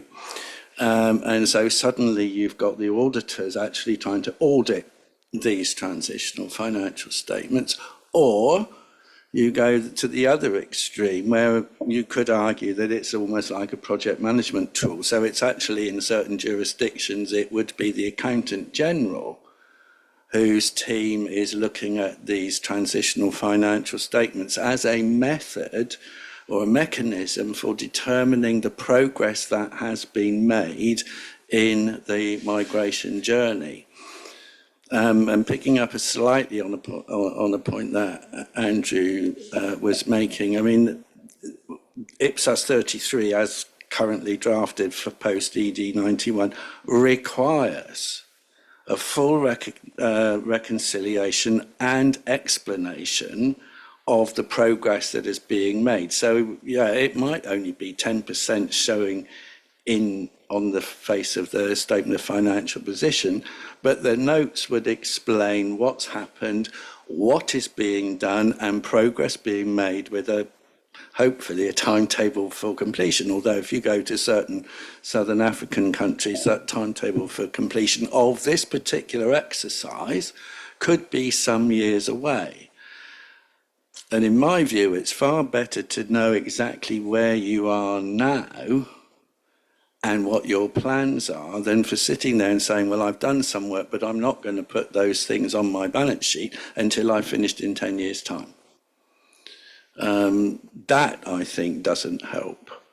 There is a balance, but I think thinking back to the March meeting where both Noriati and Camira were fully supportive, and they have either just been through or going through the journey, fully supportive of this gradual approach, which, as is the case certainly in Saudi Arabia, is also the case in Zimbabwe, was the case in Latin American countries and in Malaysia. So it's definitely a constituent request to be allowed to take this route.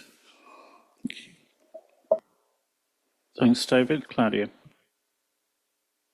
Yeah, more or less David have already said or explained what I wanted to remind us.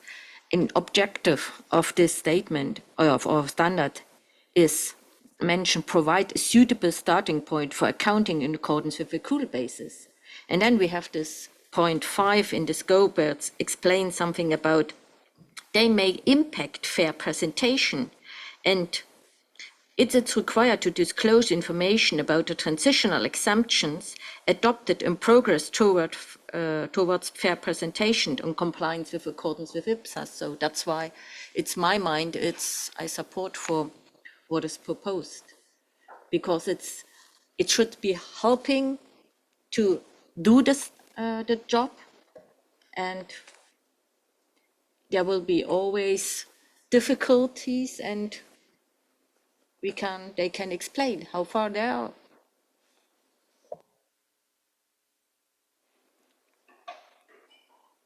So I'd be interested in some other jurisdictions inputting, because I think we've heard from developed jurisdictions so far.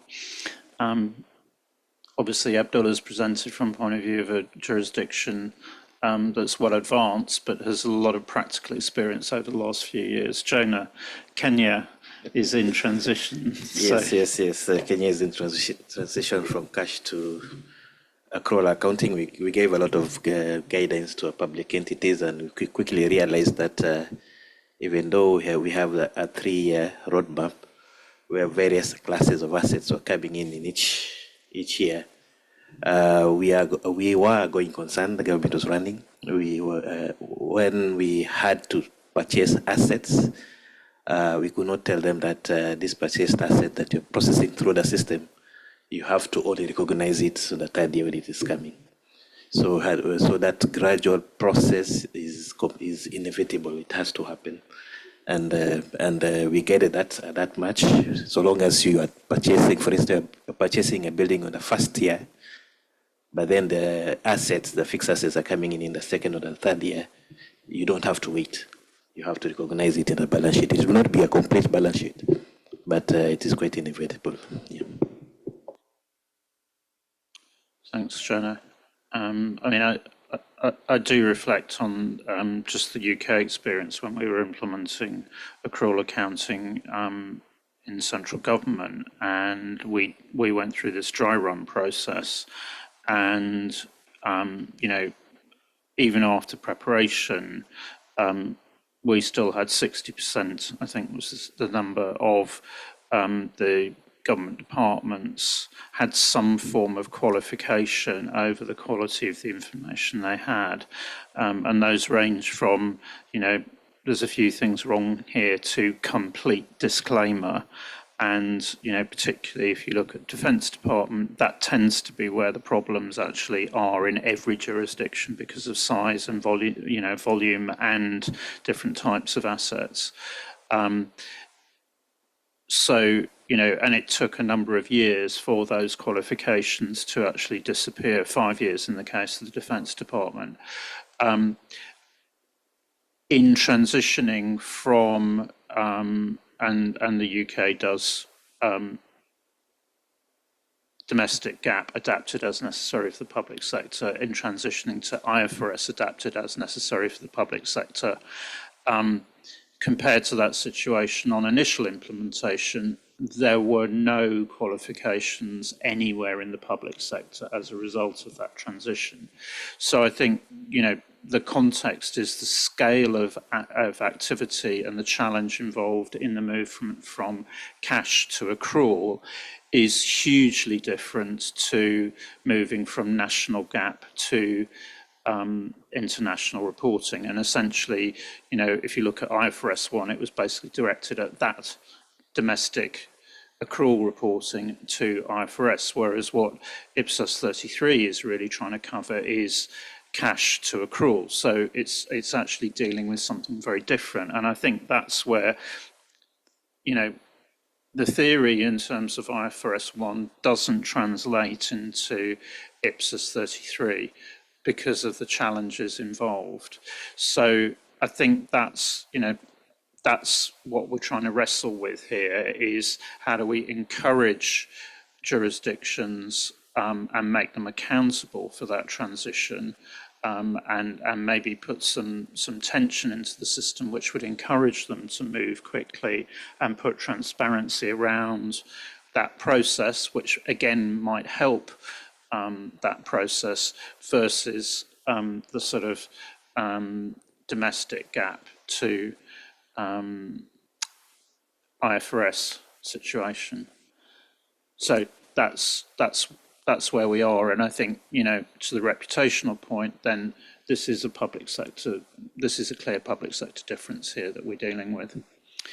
So I think there's some things to discuss, and I suggest we discuss them over lunch and then we come back and conclude the debate. But I would like to make sure that, those members who haven't yet spoken, who have some experience of that cash to accrual transition, I'd like to hear from you, because I do think, if we go for this, we need to be clear about why we're going for it. Equally, if there's a consensus that we shouldn't go for it, I think we have some messages and we have to be clear about what those messages would be as to why we don't do this. So I think those are the things that we just need to wrestle with. But I think we've heard a number of interventions, but I think it'd be helpful just to reflect on that, and also then to get the experience of those who are transitioning. And it's a shame we haven't got either Kamira or Noyati with us today.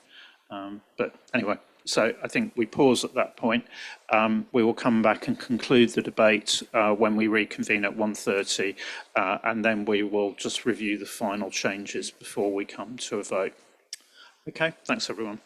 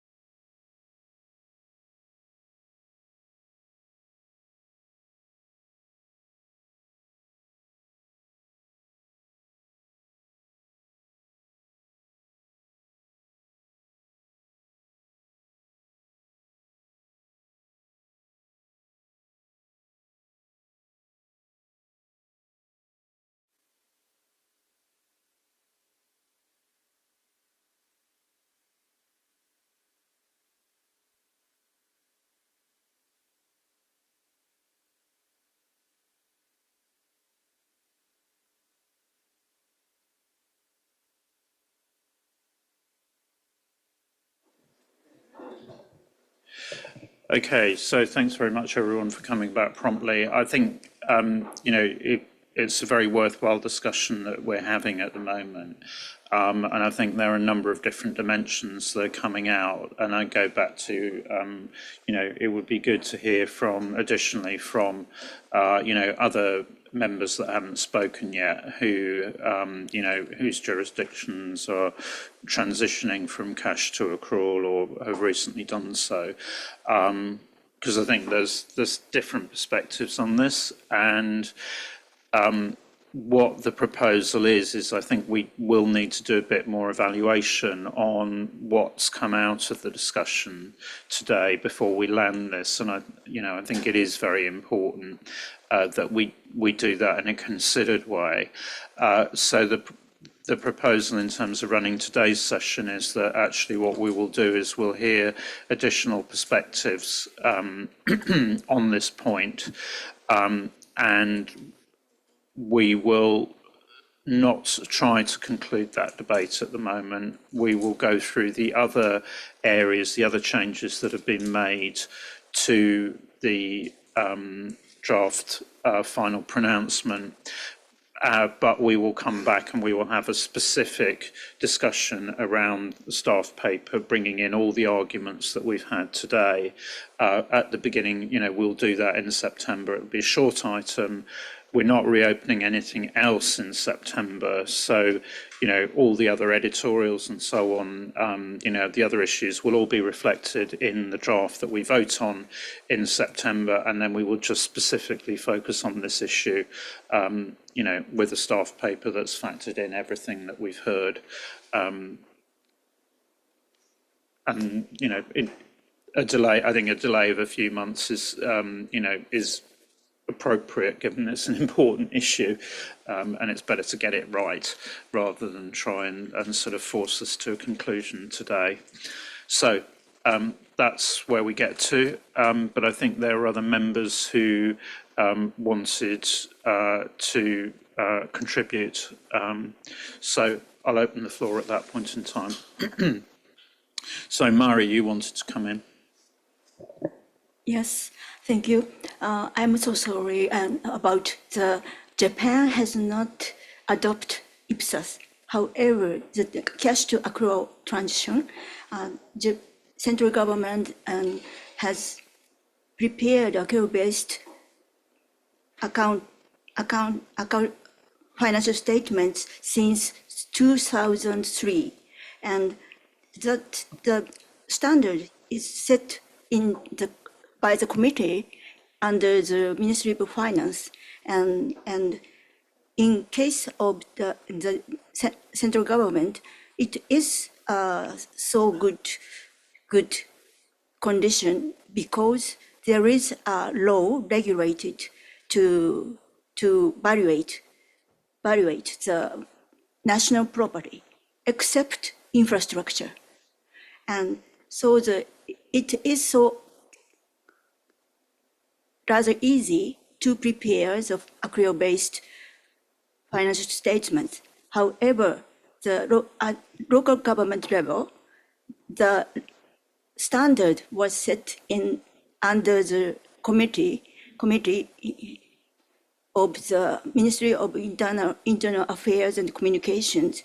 And however, local level, there is no such kind of law.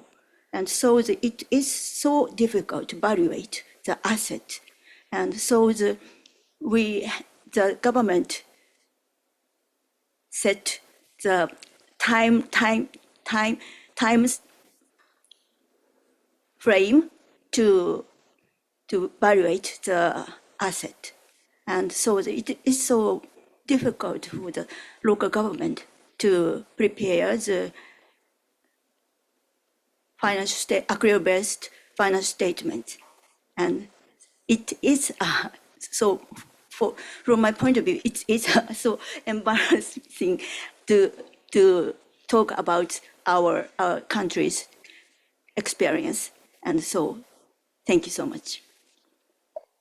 Thanks, Mari. I think it does show that these problems come up wherever you are in the world, and also, as you're right to point out, that it's not just a central or federal government level, it's also at municipality level as well. Yakuba? Thank you, Chair. In my own country, we didn't adopt IPSAS yet.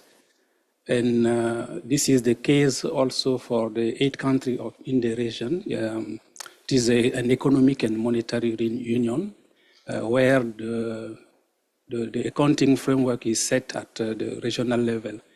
But since 2009, we decided to go from cash to accrual. And what is ongoing on in that framework, gradual recognition is recognized as well. So it is a law to recognize gradually item and to put them in the financial position. And it's the same situation in Central Africa as well, where 6 countries are doing exactly the same. Where our framework is lacking in information, we are betting on IPSAS. So it means that if we do not have recognition or order assessment clearly in the framework, we are just going to IPSAS to find out the way and then to use those the IPSAS to fulfill where we are lacking information. This is the way it is working in the region. So 8 countries in the Western region and 6 countries in the Central region. Some of those countries, nevertheless, decided to go for IPSAS. This is the case for Cameroon, as an example. So I should be supportive for gradual recognition. Thanks, Yakuba. Scott, you wanted to come in? Yeah, thank you, Ian. Obviously, the U.S. does not have a 33 equivalent. So when you report in the U.S., either you are or are not compliant, and it's a cliff. So you have to get compliant before because there's no phase in like this. And back in 1990, when the Chief Financial Officers Act was passed by Congress, all the federal agencies had to go from cash to accrual at a very time. So I worked with a lot of agencies during that period of time, and I've worked with some other states and locals when they converted under other things. And it's a long journey, and they can get discouraged along the way, and because there's no reporting about how they're doing. It's just they're in this process, and you're not sure how they're getting there. So I looked at our strategic objectives, and one of our strategic objectives is promoting adoption and implementation of the standards. And so I think 33 provides a pathway for adoption and implementation of the standards. So I am supportive of this. I think we just need to be clear what it does include and what it doesn't include. So as long as it's clear on that, I don't think there's any danger of someone misinterpreting what they're looking at. Thanks, Scott. Patricia. Brazil adopted IPSAS, but the strategy is the gradualism because we have 3 different levels of government, and I have to observe the capacity of the 3 different levels of government that are very different. We decided not to convert IPSAS 33 because IPSAS 33 doesn't fit with our strategy.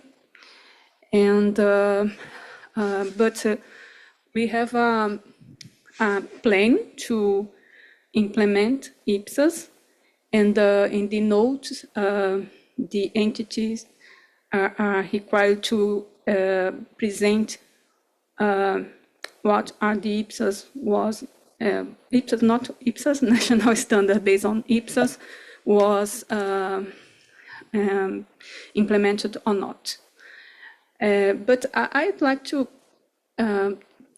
share another question, because when I finished to have the national standard based on IPSAS, new IPSAS were wished, and then now we are working in the updated the national standard based on IPSAS and translate the IPSAS 43 and others. And but normally it's possible to converge, for example, 4 or 5 IPSAS in each round. Because, for example, I work here and I translate IPSAS in my country, and then I discuss IPSAS and converge in national standard, and I need think about the training and think about the material to facilitate the implementation, to advocate the IPSAS. There are a lot of work to do. And then I think it's not possible to, at least in my context, considering the complexity of my country, it's not possible to convert IPSAS in 3 years. Thank you. Thanks, Patricia. Sunjin. Thank you, Chair. And I would like to extend what Patricia mentioned about the downside of implementing all at once, or upside or benefit of gradual adoption. I do not have a first-hand experience of this adoption, not conversion, but adoption of accrual accounting in Korea. But based on the report and document I've read, Korea is country, actually, David mentioned that have not seen any country adopted accrual accounting all at once, but Korea has done that. But we are still dealing with the consequence of that approach. And what I'm saying is, well, think about it. Probably it is okay with a small size country with less amount of asset or liability than recognizing all those assets and liability all at once. Probably doable, but actually that's what was done in Korea in late 2000. For that, had to recruit many of non-accountant public servants for inspection, evaluation, and tracking of all those inventory of assets and liability. Problem is, after rushing through that process at the very early stage of this implementation, later on, those misvaluations, misrecognition, those issues are revealed one at a time. Now we are still dealing with the kind of misstatement issues. Problem is, supreme audit institutions have very long list of items they can actually point out. So we are dealing with same issue year after year after year, because from audit institution's point of view, pointing out those financial statement mistake is their performance. So they have inventory of those items and raising that issues. I don't know how many years we are dealing with this. So that's the price we are paying for the rushing through the this implementation stage. So from that point of view, I think this gradual adoption is much more practical and probably efficient way of implementing accrual accounting. I hope other countries learn from the case of Korea about the price they have to pay for it. Thanks, Sunjin. I do think that ability to share experience and not just celebrate what the successes were, but also things that you definitely wouldn't recommend. I think that's really powerful. So thank you very much for that. Yun, to you. Okay, thank you, Chair. China doesn't adopt IPSAS. We have about a 3-year transition period when converting from cash basis to accrual basis. We just converted at one time and didn't use gradual basis because we leave enough time for the public sector entities to prepare for the transition. But in my personal view, I support gradual basis, considering this is a very tough process. Thank you. Thanks, Yun. I mean, I think it does show there's a diversity of approaches, and indeed, without putting him on the spot, but I will. So I took the opportunity to just quiz Andreas Bergman about this, because I know Andreas has done a lot of support for implementations, particularly in Latin America. And I think actually probably what Andreas was saying was actually quite consistent with what you've just said there, Ewan, in terms of actually, you know, the preparatory period being really important, and then you actually have a relatively short period in terms of the sort of IPSAS 33 transition. I think I've summarised that right. Yeah. But I think it just does show that there's a variety of ways to actually approach this, and that's the challenge that we're facing, is to what extent do you support that within the standard versus it's a project management issue. So Abdullah, perhaps back to you as Task Force Chair, or perhaps just back to you. Yeah, but Andreas, was he in support of the gradual?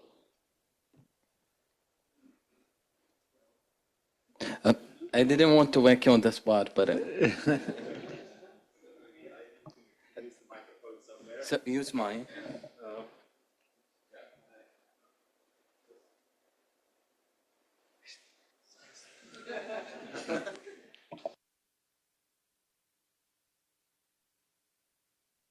I think I was saying two things. Firstly, what you summarized very well, I go for a pretty lengthy preparation period in line with what we have just heard from other people around the table. And then for usually 1 year of transition only, because I had bad experiences with 3 years of transition. I understand that this board has decided to maintain the 3 years. I respect that, but I would probably not recommend that. Because basically once the preparation is done, there needs to be a go live period, which is 1 year, with interim financial statements, best monthly, to track the progress and sort of improve the things which are not yet there until the end of the year. So that would be my recommendation. The other thing which I have seen in terms of gradual, Abdullah, is I have seen certainly that some jurisdictions postpone certain types of assets in a broader sense. So not this building and the third building from here, but that they, for instance, postpone intangibles and say, well, we don't do intangibles in the first implementation of accrual accounting. We do that later on. In 3 years or 4 years or something like that, that's okay in my view, because that's still transparent. You can say, well, we have not accounted for intangibles, period, and we will do that in 2026 or something. Thanks, Andreas. Abdullah. So, sorry. Converting from cash to accrual is a very easy process. You can do it easily. I wish that would be the case, but converting to accrual, I'm going to say this from perspective of from the Saudi experience. Probably this was the biggest conversion or an adoption of IPSAS 33 since it's been came into service in 2015, and one of the success factors that we labeling that we decided to adopt IPSAS standards from day one, all the suite, not to go back and choose for our belief in that the IPSAS would be listening from constituents, reflecting what they're hearing from constituents. And from my perspective in this, we've been hearing from jurisdictions who've been converting to accrual or into converting to accrual, Africa, Saudi Arabia, different jurisdictions from China, and they are recommending the conversion. But we would want to deliberate more. I'm fine with coming back into September, but if you ask me when I've been day in, day out in the conversion, and being there, not being theoretical, being applicability, I'm not saying that no matter what the IPSAS board decides on this, we will go into the gradual, no matter what. We will be just following like any other jurisdictions. But after that, it's going to be one of those cases that saying, whenever I go to any forum and they share my success factors saying, adopt IPSAS as is from day one and full suite, but you, Abdullah, is recommending to go non-gradual. You're not going with the IPSAS because they did not grant the option. We're not saying you're going to say, no, this is your only option. We're saying just give an option to jurisdictions. But if we are, as a board, saying we're not going to grant that option, guess what? And for my experience in Saudi, and I would be recommending to my committee, I will say we'll go gradual because I want to be applicable. I want to be practical. And yeah, I will recommend that to any other jurisdictions that I'm going to be visiting. But it's not about theoretical, it's about application. Thanks, Abdullah. So, Karen. Not going to throw a spanner in the works. That's okay. I think there is. I think as you've described, the sort of tension between what's project management and what goes in the standard, and I think that's the crux of it. There was a clarification that I wanted to make, though, in terms of what staff are proposing here, and I think I alluded to it earlier, which is that in terms of allowing a kind of progressive nature, it's a one-way progression. So you can't go one way and then take a step back. The expectation is that you are building on something. And so if you were looking at a new asset, for example, you couldn't choose to capitalize one asset and not another. So I think it was just something I wanted to clarify around what was staff's intention around that, just to help. Thank you. Thanks, Karen. Saya.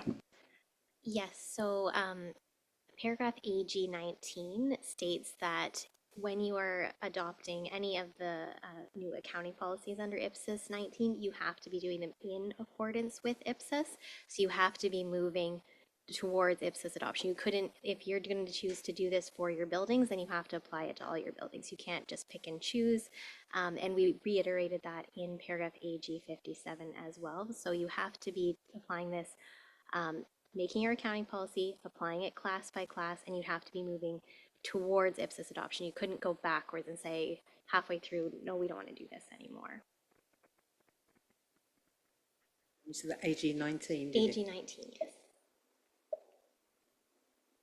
I mean, that does, in a way that maybe kind of comes to the kind of classes and categories point as well.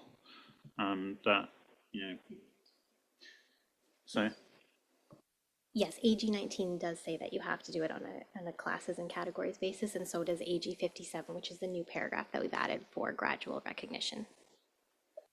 So just to be clear then for board members, what is intended by that? So, is it all schools? Is it all hospitals? So just articulate that, because I think that's quite important.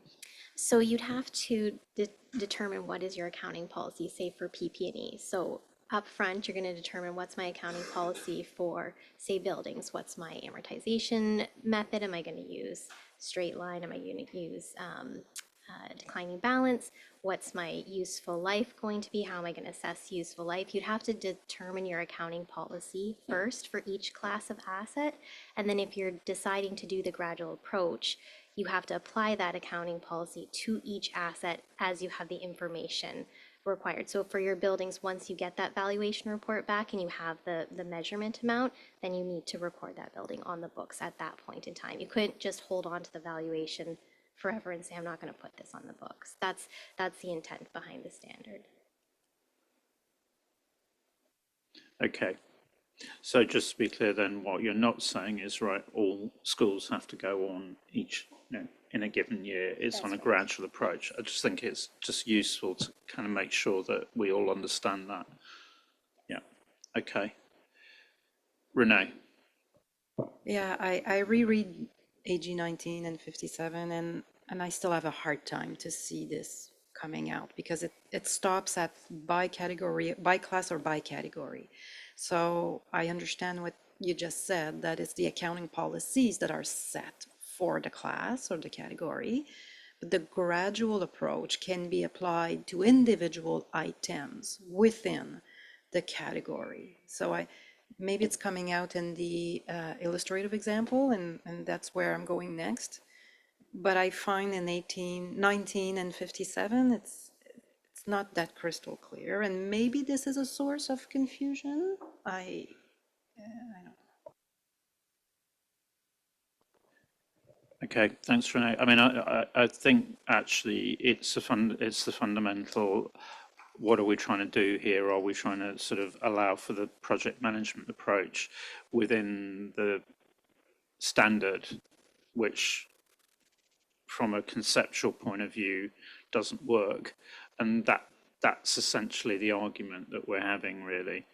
And I think that's what I'd like to make sure that we've captured that thinking fully in terms of the pros and cons here, so that all board members have the opportunity really to see that down in front of them. And then I think we take a decision based on that, and, you know, not reopening the 3 years or whatever, you know, but actually just with that pros and cons in front of us, and make a very deliberate decision based on that. So I think, you know, that's been a very rich discussion. Mary, you still wanted to come in?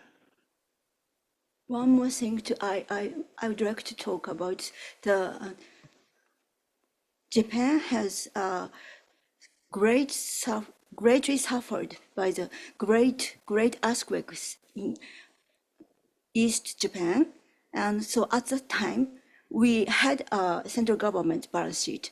However, it is not reflected the infrastructure's total amount. So it's a so great problem for us to how much money was needed to required to recover such kind of disaster. And so I would like to say about it, how to evaluate it is difficult to evaluate the infrastructure. Thank you. Yeah, it's not just Japan that has that problem. Everybody, you know, I mean, it's big, it's significant, but it's technically very challenging. So, you know, and if you look at, amongst other things, the qualifications on the UK's whole of government accounts, there's an inconsistency between central and local government in that regard. So I think, you know, it's difficult. Okay, so we will see a paper back specifically on this. What we want to do now is make sure that we've actually walked through the actual remaining changes that staff have made to the text that you saw in March, so that when we get to the meeting in September, we will not do another page flip. We will literally just focus on a single issue based on the paper. We will then, you know, establish where board members' views are at that point in time, and then we will vote on approval of the actual updated IPSAS 33. So if that's clear in terms of the approach. So, Saya, if you can, Dave, sorry. Page flip?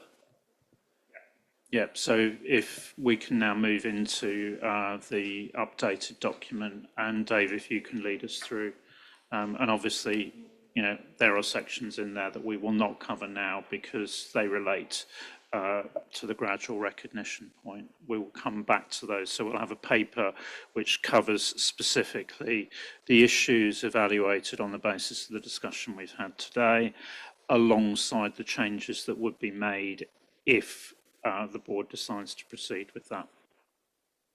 Okay. So, Ian, I didn't realize this document was 105 pages, and since there's few comments, I think I'll do 10 pages at a time, but go pretty slowly so people have a chance to flip through. So, starting in Appendix 10.3.1, page 1 to page 10.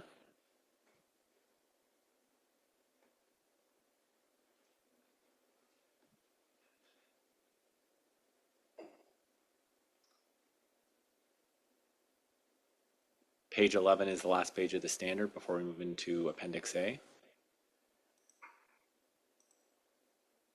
I'll do page 12 to page 20.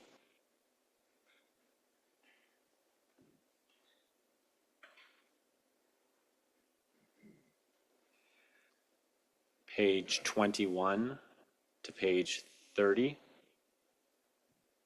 I see at AG 55, I start to get into some track changes.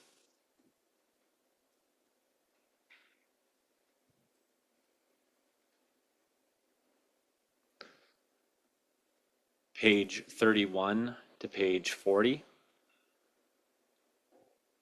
Karen. Apologies, I'm not sure if it came up before, but this is the paragraph on the effective date.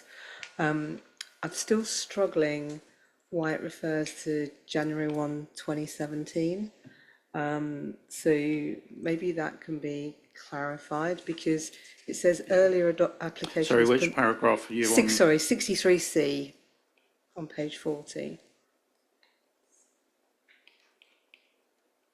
So it says earlier application is permitted if an entity applies IPSAS 33 for a period beginning before January 1st, 2017. The amendment should also be applied for that earlier period.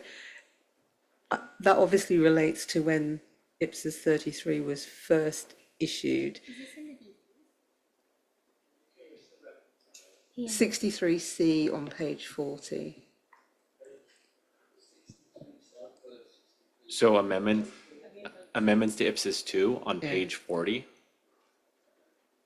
paragraph 63C. So it's obviously come through from the original IPSAS 33. It just reads a bit odd. So I don't know that it's wrong, but it just reads a bit odd because we're now in 2025 in terms of how that earlier application works. And it runs through all of them, so they've all got this same paragraph in it, but I just couldn't quite get my head around how the dates work on that. So that would be helpful if it could be explained. So those are the consequential amendments those are the standards that are in other standards right now. And they were previously issued and amended. I don't think we can change. Leave that with us, Karen. We'll double check that. Yeah, I mean, it's actually just because we've changed the abbreviation, isn't it? So, but yeah. So page 41 to page 50.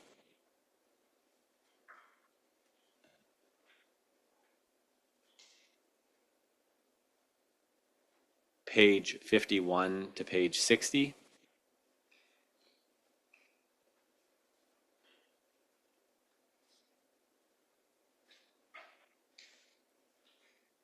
Page 61 to page 70.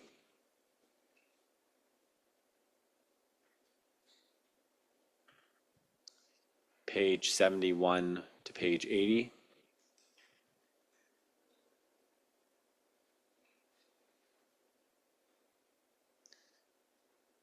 Page 81 to 90. I'll slow down here for a second because I see BC 139, there's changes.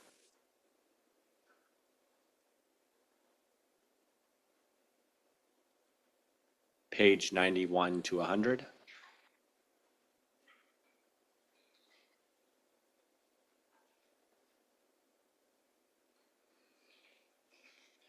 And page 100 to 105.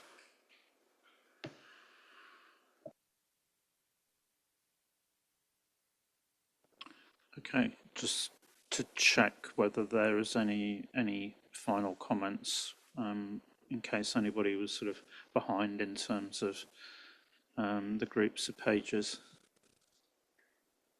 Okay. Ross, did you want to just come back on that, Karen's point? Okay. I mean, I think it's actually partly because of the fact that we haven't really amended the standard. We've actually rearranged the material, and I can see what you're saying in terms of it just reads oddly. But I think it does come back to that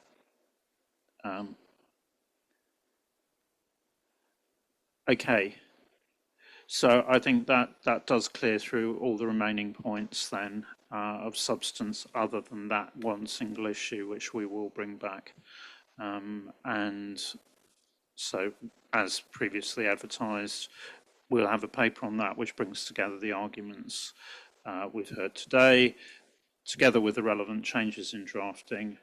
We will discuss that, come to a view, and then we will come to a vote on the whole update.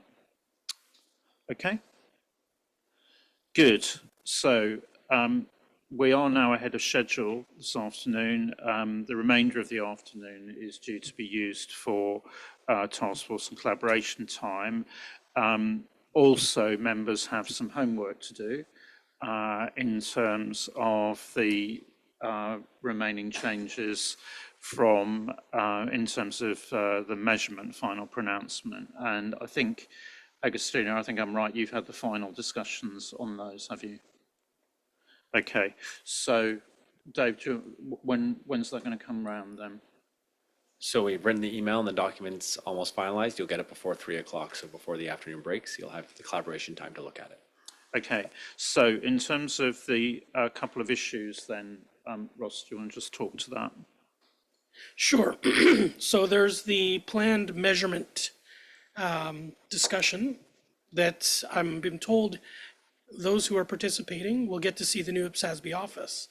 So the team will give you an escort over through beautiful downtown Toronto to the other side of downtown and to our new office. And you'll get to use our full-size conference room that can fit 12 people comfortably around the table and has state-of-the-art technology, which will allow virtual participants to participate in this task force. So Augustina will be your tour guide, and she'll give you a historical tour of downtown Toronto, including the big 5 banks on the way.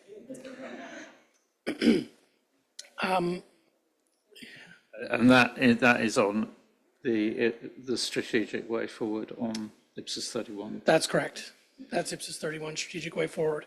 Okay. I also was approached yesterday about a brainstorming session on materiality for any members who might be not participating in measurement and might want to talk to the sustainability team about some materiality thoughts. We're also happy to do that. We were thinking of using this room for that, but if we're having a whole contingent go to see the new office, we have plenty of space. So we could also do that in the office.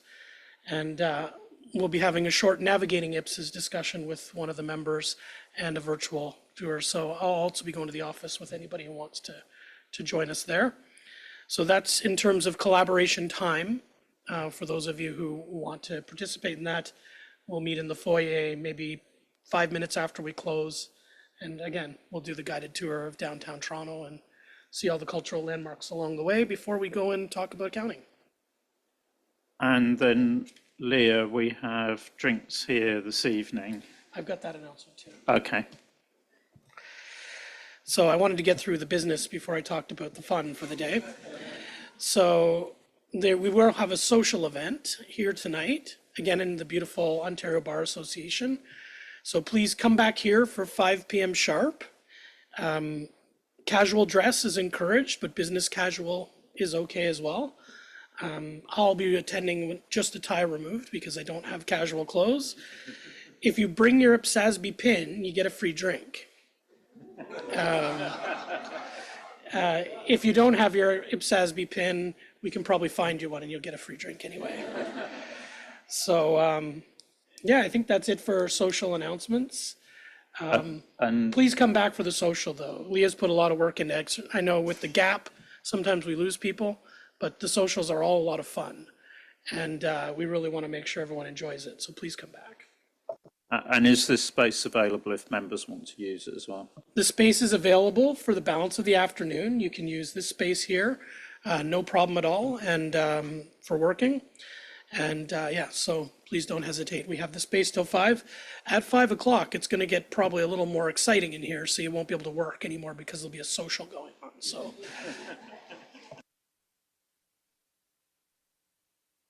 Okay. Any questions then on the various different things going on this afternoon and the opportunities in terms of the space? Materiality's in the audience. Sorry, we're going to take everything to the audience because we have lots of space. So the team want to show off the tangible fixed assets, or are they leased assets? I don't know. Anyway. It's about a 5 to 8 minute walk. We can take the path if it's too hot, which means we can walk in the underground city. There's lots of ways. We can split the group up and half can go above, half can go underground. It's a very modern transit situation we have here. Okay, so definitely for whatever activities you're going to undertake, please do come back for the social this evening here at 5 o'clock. And then the formal meeting reconvenes at 9 o'clock tomorrow morning.